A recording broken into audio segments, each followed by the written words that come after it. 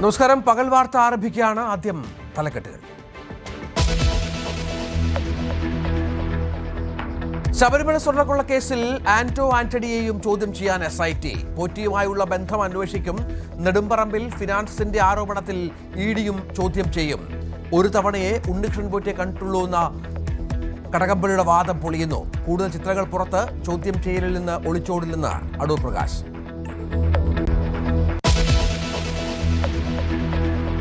ശബരിമലയിൽ നിന്ന് കൂടുതൽ അളവിൽ സ്വർണം നഷ്ടപ്പെട്ടു.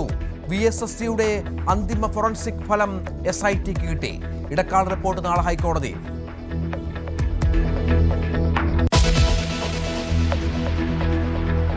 ഈ കേക്ക് പിന്നാലെ AP സമസ്തയും മലപ്പുറം ജില്ലാ പുനഃക്രമീകരണം ആവശ്യപ്പെട്ട് രംഗത്ത്.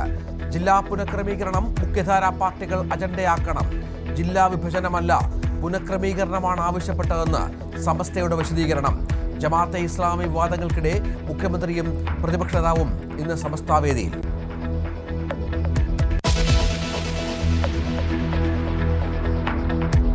വനിതാ മുഖ്യമന്ത്രി എന്ന പ്രചാരണത്തിൽ പ്രസക്തിയില്ലെന്ന് KK ശൈലജ. അഭിപ്രായ വ്യത്യാസമുണ്ടാക്കാൻ ബോധപൂർവം നറേറ്റീവ് ഉണ്ടാക്കുന്നു. ഇടതുപക്ഷത്തിന് മുഖ്യമന്ത്രി സ്ഥാനാർത്ഥി ഉണ്ടാകില്ല. താൻ മത്സരിക്കുമോ എന്ന് തീരുമാനമായിട്ടില്ലെന്നും KK ശൈലജ ന്യൂസ് 18നോട്.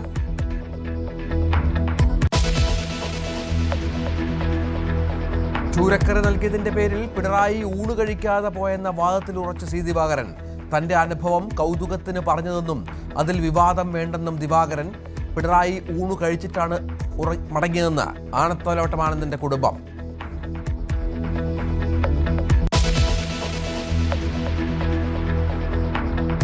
ഒരേ സമയം BJPയെയും CPMനെയും പുകഴ്ത്തി വെള്ളാപ്പള്ളി നടേശൻ. വീണ്ടും പിണറായി സർക്കാർ വരും. വോട്ടിലും സീറ്റിലും BJP നേട്ടമുണ്ടാക്കും. രാജീവ് ചന്ദ്രശേഖർ മികച്ച നേതാവ്. NSS സഹകരണ വിഷയത്തിൽ ഇനി പ്രതികരണമില്ലെന്നും വെള്ളാപ്പള്ളി.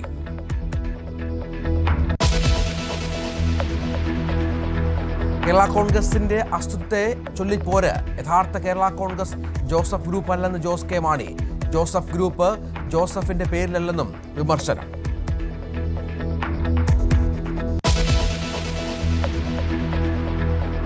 ജൈനമ്മ തിരോധാനത്തിൽ കുറ്റപത്രം സമർപ്പിച്ച് ക്രൈംബ്രാഞ്ച്. പള്ളിപ്പുറത്തെ വീട്ടുവളപ്പിൽ സെബാസ്റ്റ്യൻ കത്തിച്ചു കുഴിച്ചിട്ടത് ജൈനമ്മയുടെ മൃതദേഹം. അസ്ഥികൾ സ്ഥിരീകരിച്ചു. കേസിൽ സെബാസ്റ്റ്യൻ ഏകപ്രതി.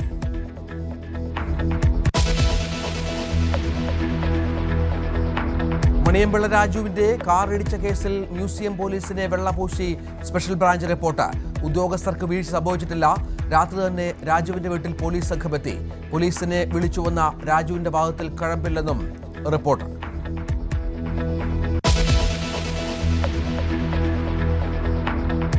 കൊച്ചിയിൽ മരിച്ച സൂരജ് ലാമയുടെ മൃതദേഹം കുടുംബാംഗങ്ങളുടെ സാന്നിധ്യത്തിൽ കളമശ്ശേരിയിൽ സംസ്കരിച്ചു. കളമശ്ശേരി ആശുപത്രിക്കെതിരെ ഗുരുതര ആരോപണവുമായി കുടുംബം. കൃത്യമായ സഹായം നൽകിയിരുന്നുവെങ്കിൽ ലാമ ജീവനോടെ ഉണ്ടാകുമായിരുന്നു. ആശുപത്രിക്കെതിരെ പരാതി നൽകുമെന്നും കുടുംബം.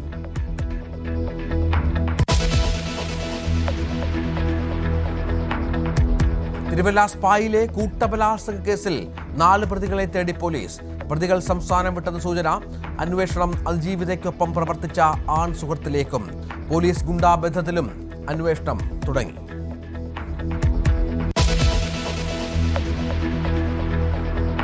ഇന്ത്യയും മലേഷ്യയും തമ്മിൽ 10 സുപ്രധാന കരാറുകൾ ഒപ്പുവെച്ചു. ഭീകരതയ്ക്കെതിരായി ഒന്നിച്ച് പ്രവർത്തിക്കുമെന്ന് പ്രധാനമന്ത്രിമാർ. നരേന്ദ്രമോദിയുടെ മലേഷ്യൻ സന്ദർശനം തുടരുന്നു.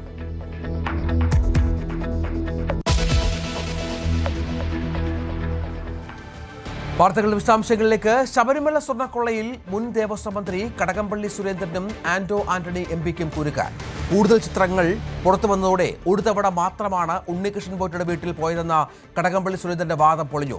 അടൂർ പ്രകാശിന് പിന്നാലെ പോറ്റിയുമായുള്ള അടുപ്പം ചോദിച്ചറിയാൻ ആന്റോ ആന്റണിയെ SIT ഉടൻ വിളിച്ചുവരുത്തും. നെടുമ്പറമ്പിൽ ഫിനാൻസ് ഉടമ NM രാജുവിന്റെ വെളിപ്പെടുത്തലിന്റെ അടിസ്ഥാനത്തിൽ EDയും ആന്റോ ആന്റണിക്ക് നോട്ടീസ് നൽകിയിട്ടുണ്ട്. ഇതിനിടെ ശബരിമലയിൽ നിന്ന് മോഷ്ടിച്ച സ്വർണത്തിന്റെ അളവ് കൂടുമെന്ന നിർണായക വിവരവും പുറത്തുവന്നു. ഹൈക്കോടതിയുടെ നിരീക്ഷണത്തിലുള്ള പ്രത്യേക അന്വേഷണ സംഘത്തിന്റെ അന്വേഷണം ശബരിമല സ്വർണ്ണക്കൊള്ളയുമായി ബന്ധപ്പെട്ട അന്വേഷണം മുന്നോട്ട് പോകുമ്പോൾ കൂടുതൽ രാഷ്ട്രീയ നേതാക്കളിലേക്ക് അന്വേഷണം എത്തുന്നൊരു കാഴ്ചയാണ് കഴിഞ്ഞ ദിവസങ്ങളിലും ഇപ്പോഴും പുറത്തേക്ക് വരുന്ന വിവരങ്ങളുടെ അടിസ്ഥാനത്തിൽ നോക്കിയാണ് മനസ്സിലാക്കാൻ കഴിയുന്നത്. കഴിഞ്ഞ ദിവസം കോൺഗ്രസ് നേതാവായിട്ടുള്ള അടൂർ പ്രകാശിനെ പ്രത്യേക അന്വേഷണ സംഘം തിരുവനന്തപുരത്ത് വെച്ചും ചോദ്യം ചെയ്തിരുന്നു. പിന്നീട് അദ്ദേഹത്തെ ഉച്ചയോടുകൂടി വിട്ടയക്കുകയായിരുന്നു. ഇന്ന് കടകംപള്ളി സുരേന്ദ്രനുമായി, അതായത് മുൻ ദേവസ്വം മന്ത്രിയായിട്ടുള്ള കടകംപള്ളി സുരേന്ദ്രനും ഉണ്ണികൃഷ്ണൻ പോറ്റിയും ഒപ്പം നിൽക്കുന്ന, അതായത് ഒരു സ്വകാര്യ ചടങ്ങിൽ ഒപ്പം നിൽക്കുന്ന ചിത്രം പുറത്തേക്ക് വന്നിരുന്നു. ഇതിനു മുൻപ് ഒരു ചിത്രം പുറത്തു വന്നപ്പോൾ അതൊരു സ്വാഭാവികമായിട്ടുള്ള, അതായത് ഒരു സ്വകാര്യ ചടങ്ങിൽ പങ്കെടുത്ത ഒരു ചിത്രം മാത്രമാണ്, മറ്റ് ബന്ധങ്ങളൊന്നും ഈ ഒരു ഉണ്ണികൃഷ്ണൻ പോറ്റിയുമായി ബന്ധമില്ല എന്നായിരുന്നു കടകംപള്ളി സുരേന്ദ്രന്റെ വാദം. പക്ഷേ ഇപ്പോൾ മറ്റൊരു സാഹചര്യത്തിലുള്ള ചിത്രം കൂടി പുറത്തു വന്നതോടുകൂടി ഇതിൽ കൂടുതൽ വിശദീകരണം ചിലപ്പോൾ SITക്ക് മുൻപാകെ നൽകേണ്ട ഒരു സാഹചര്യം നിലനിൽക്കുന്നുണ്ട്.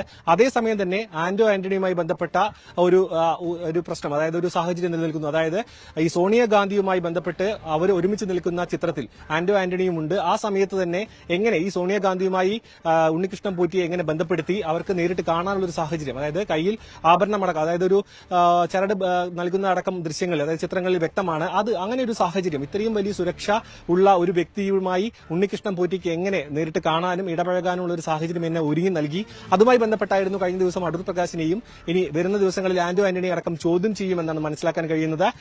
ഇതുമായി ബന്ധപ്പെട്ട്, അതായത് ഇതിനുശേഷം ഈ ഒരു പ്രത്യേക അന്വേഷണ സംഘത്തിന്റെ പരിധിയിലേക്ക് വന്ന നിക്ഷേപവുമായി ബന്ധപ്പെട്ട കാര്യത്തിൽ ആ ഒരു കേസിൽ ED ഈ ആന്റോയെ ചോദ്യം ചെയ്യുമെന്നാണ് മനസ്സിലാക്കാൻ കഴിയുന്നത്. ED കേസുമായി മുന്നോട്ട് പോകാനുള്ള സാധ്യതയുണ്ട്. നിക്ഷേപ തട്ടിപ്പുമായി ബന്ധപ്പെട്ട് EDയുടെ കേസും സമാന്തരമായി നടക്കുന്നു. ഇതിനിടയിലാണ് VSSCയുമായി ബന്ധപ്പെട്ട മറ്റൊരു കാര്യം, അതായത് VSSCയിൽ നടത്തിയ ശാസ്ത്രീയ പരിശോധന ഫലം, രണ്ടാമത് നടത്തിയ ശാസ്ത്രീയ പരിശോധന ഫലത്തിൽ ശബരിമലയിൽ നിന്നും നഷ്ടപ്പെട്ട സ്വർണത്തിന്റെ അളവിൽ കൂടുതൽ സ്വർണം നഷ്ടപ്പെട്ടിട്ടുണ്ട്. അതായത് നിലവിൽ കണക്കാക്കിയതിനേക്കാൾ കൂടുതൽ സ്വർണം ഇവിടെ നിന്ന് നഷ്ടപ്പെട്ടിട്ടുണ്ട്. ആ കാര്യങ്ങൾ ഉൾപ്പെടുത്തിക്കൊണ്ടുള്ള റിപ്പോർട്ട് ഇപ്പോൾ SITയുടെ കയ്യിൽ ലഭിച്ചിട്ടുണ്ടെന്നാണ് മനസ്സിലാക്കാൻ കഴിയുന്നത്.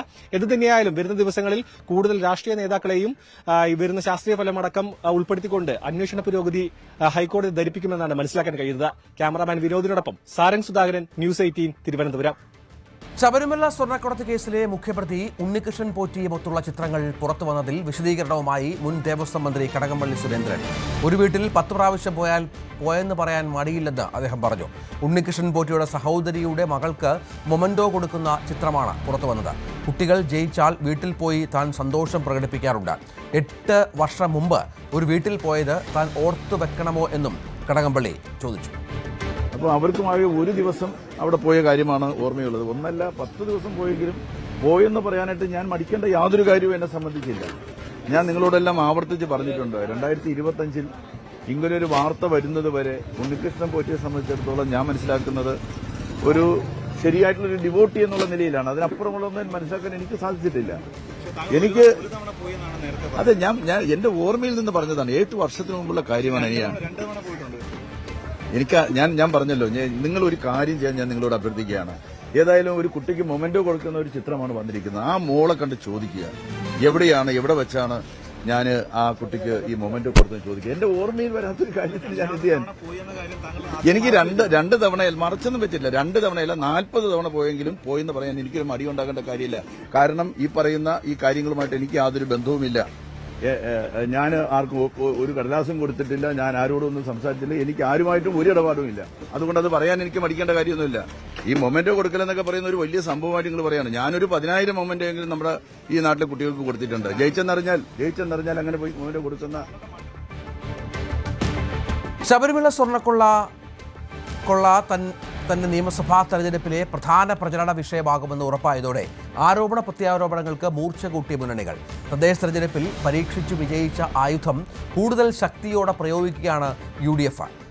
തെരഞ്ഞെടുപ്പ് കാലത്ത് പ്രതിരോധത്തിലായിരുന്ന ഇടതുമുന്നണി സ്വർണ്ണക്കൊള്ളയ്ക്ക് ഉത്തരവാദികൾ UDF ആണെന്ന പ്രചാരണം ശക്തമാക്കിയാണ് തിരിച്ചടിക്കുന്നത്. 2 മുന്നണികളെയും പഴിചാരി വിവാദത്തിൽ രാഷ്ട്രീയ നേട്ടം സ്വന്തമാക്കാൻ BJPയും രംഗത്തുണ്ട്. തദ്ദേശ തെരഞ്ഞെടുപ്പിൽ ഏറ്റവും പ്രധാനപ്പെട്ട പ്രചരണ വിഷയമായിരുന്നു ശബരിമല സ്വർണ്ണക്കൊള്ള. നിയമസഭാ തെരഞ്ഞെടുപ്പിലും കാര്യങ്ങൾ മാറാൻ പോകുന്നില്ല എന്ന് വ്യക്തമാവുകയാണ്. UDF നിയമസഭയിൽ തന്നെ അത് വളരെ കൃത്യമായി തന്നെ എന്താണ് നിയമസഭാ തെരഞ്ഞെടുപ്പിൽ തങ്ങളുടെ പ്രധാനപ്പെട്ട പ്രചരണ ആയുധമെന്ന് വ്യക്തമാക്കുന്ന തരത്തിലുള്ള പ്രതിഷേധമാണ് നിയമസഭയിൽ നടത്തിയത്. അത് LDFും തിരിച്ചറിയുന്നു. തദ്ദേശ തെരഞ്ഞെടുപ്പ് സമയത്ത് LDF അക്ഷരാർത്ഥത്തിൽ പ്രതിരോധത്തിലും അങ്കലാപ്പിലുമായിരുന്നു.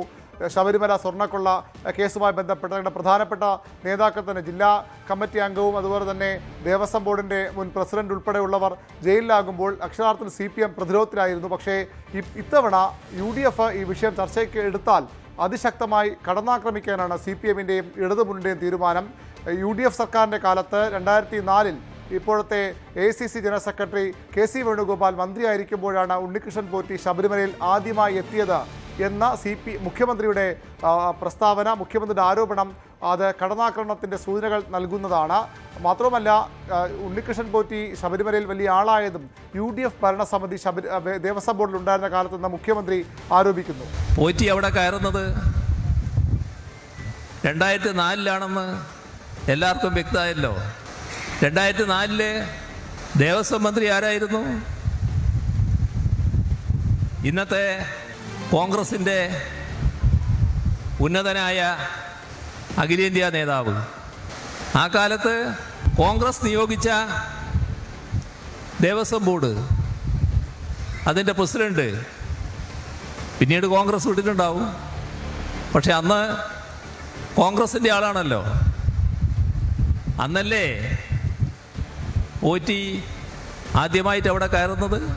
അതുകൊണ്ട് തന്നെ ഇനി ഈ വിഷയത്തിൽ ഒരു പ്രതിരോധത്തിലേക്കല്ല മറിച്ച് പ്രത്യാക്രമണത്തിലേക്ക് പോകാനാണ് CPMൻ്റെയും ഇടതുമുന്നണിയുടെയും തീരുമാനം. അടൂർ പ്രകാശിനെ കഴിഞ്ഞ ദിവസം ചോദ്യം ചെയ്തും ഇടതുമുന്നണിയും CPMും ആയുധമാക്കുമെന്ന് ഉറപ്പാണ്. അതേസമയം കടകംപള്ളി സുരേന്ദ്രനെതിരെ വീണ്ടും നിലപാട് കടുപ്പിക്കുകയാണ് UDF. കടകംപള്ളിയെ ചോദ്യം ചെയ്യുന്നതിന് പകരം, കടകംപള്ളി അറസ്റ്റ് ചെയ്തതിന് പകരം അടൂർ പ്രകാശിലേക്ക് വരുന്നത് രാഷ്ട്രീയ നീക്കത്തിൻ്റെ ഭാഗമെന്നാണ് UDFൻ്റെ വിമർശനം.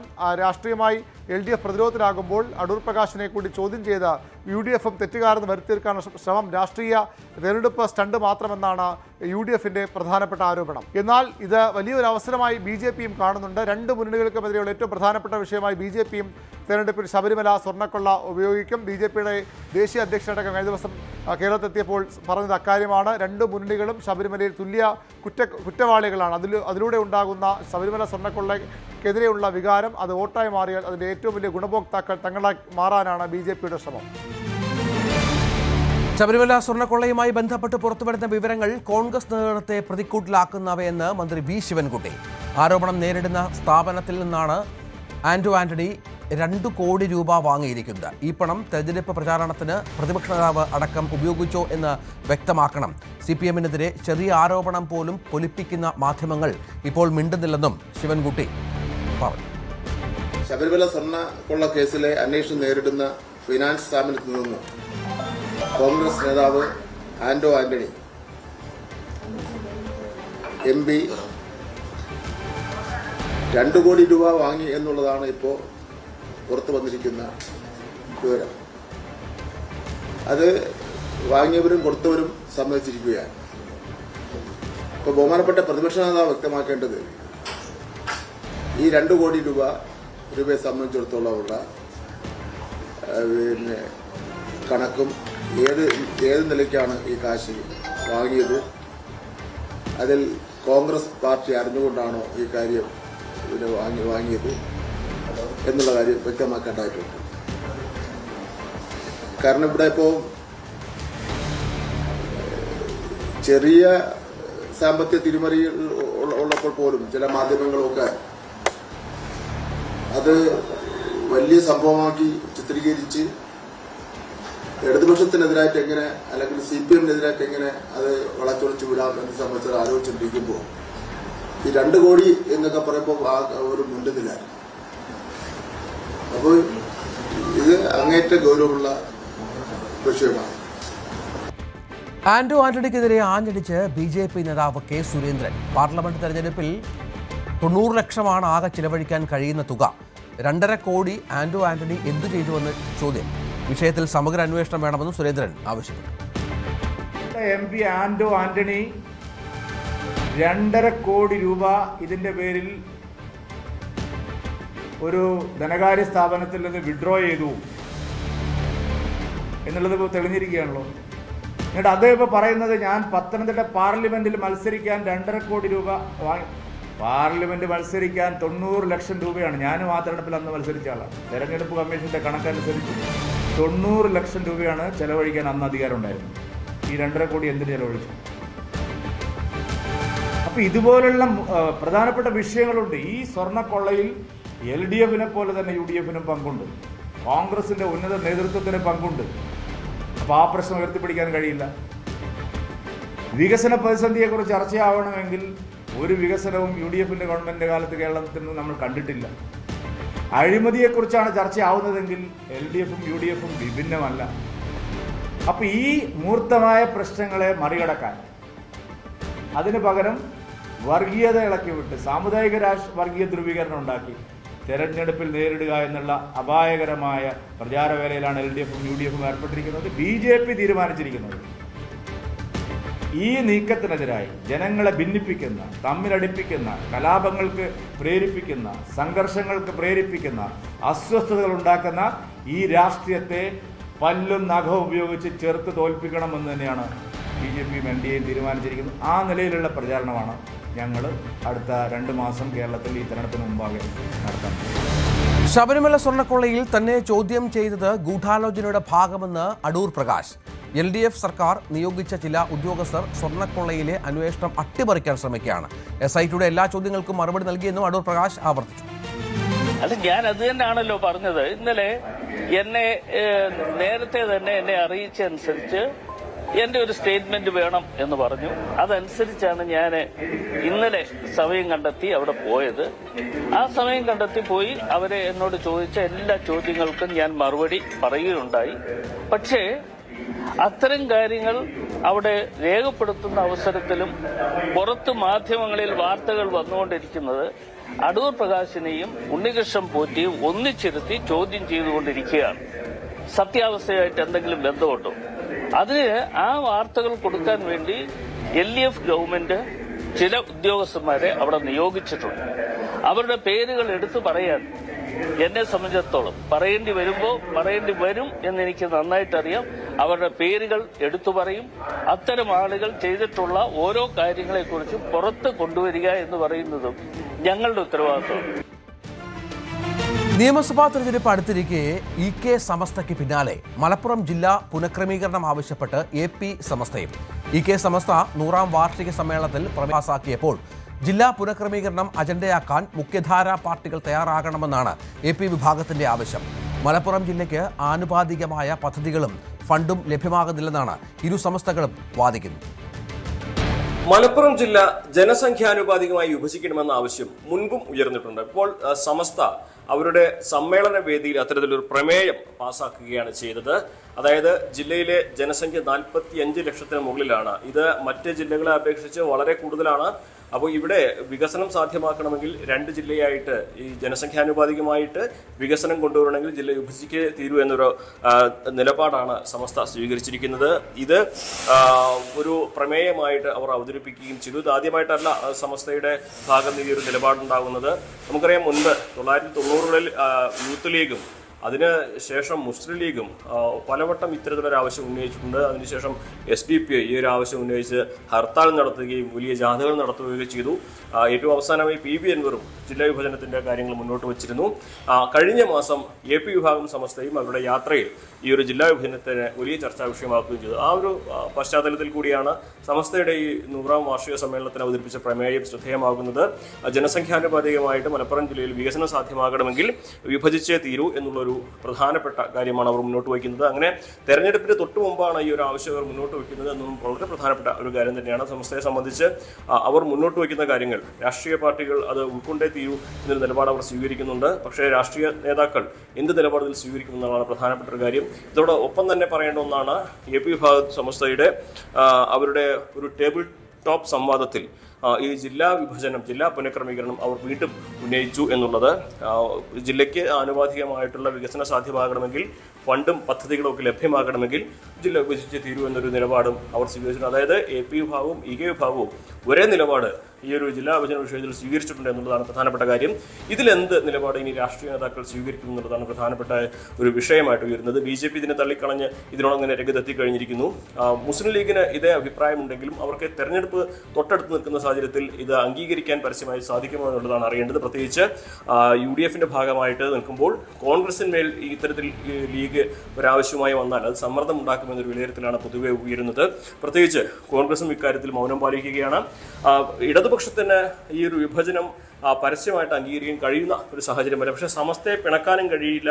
പ്രത്യേകിച്ച് AP-യും EK-യും ഒരേപോലെ ആവശ്യം ഉന്നയിക്കുമ്പോൾ അവരെ പിണക്കാനും കഴിയാത്തൊരു സാഹചര്യമാണ് ഇടതുപക്ഷത്തെ സംബന്ധിച്ചുള്ളത്. പക്ഷേ വിഭജനത്തെ അനുകൂലിച്ചുകൊണ്ടൊരു നിലപാട് ഇപ്പോൾ സ്വീകരിച്ചാൽ തെരഞ്ഞെടുപ്പിൽ വലിയ ചർച്ചകൾക്ക് വഴിവെക്കുകയും ഒരുപക്ഷെ സാമുദായികമായിട്ടുള്ള ധ്രുവീകരണത്തിന് ഇത് കാരണമാകുന്ന പ്രചരണം ഉണ്ടാവുകയും അത് ഇടതുപക്ഷത്തിനും UDF-നും LDF-നും ഒരുപോലെ തന്നെ ഒരു വെല്ലുവിളിയാവുന്ന സാഹചര്യം ഉണ്ടാവുകയും ചെയ്തേക്കും. അതുകൊണ്ട് തന്നെ തന്ത്രപരമായ മൗനം ദീക്ഷിക്കുകയാണ് രാഷ്ട്രീയ പാർട്ടികൾ ഇതിൽ ചെയ്യുന്നത്. എന്താണെങ്കിലും ഇനി പരസ്യമായിട്ട് എന്ത് നിലപാടായിരിക്കും ഇവർ ഈ വിഷയത്തിൽ ഉന്നയിക്കുക, സ്വീകരിക്കുക എന്നുള്ളതാണ് പ്രധാനപ്പെട്ട കാര്യം. ഒരുപക്ഷെ സമസ്തയുടെ നേതാക്കൾക്ക് ഇത് അനുഭാവപൂർവ്വം പരിഗണിക്കാമെന്നൊരു ഉറപ്പ് നൽകി ഇതിൽ പരസ്യ പ്രസ്താവനകൾ ഒഴിവാക്കാനായിരിക്കും ഇവരുടെ ഭാഗത്തും നേതൃത്വത്തിന്റെ ഭാഗത്തും LDF-ന്റെയും UDF-ന്റെയും നേതാക്കളുടെ ഭാഗത്തും ഉണ്ടാകുന്ന സമീപനം എന്ന് വേണം കരുതുവാൻ.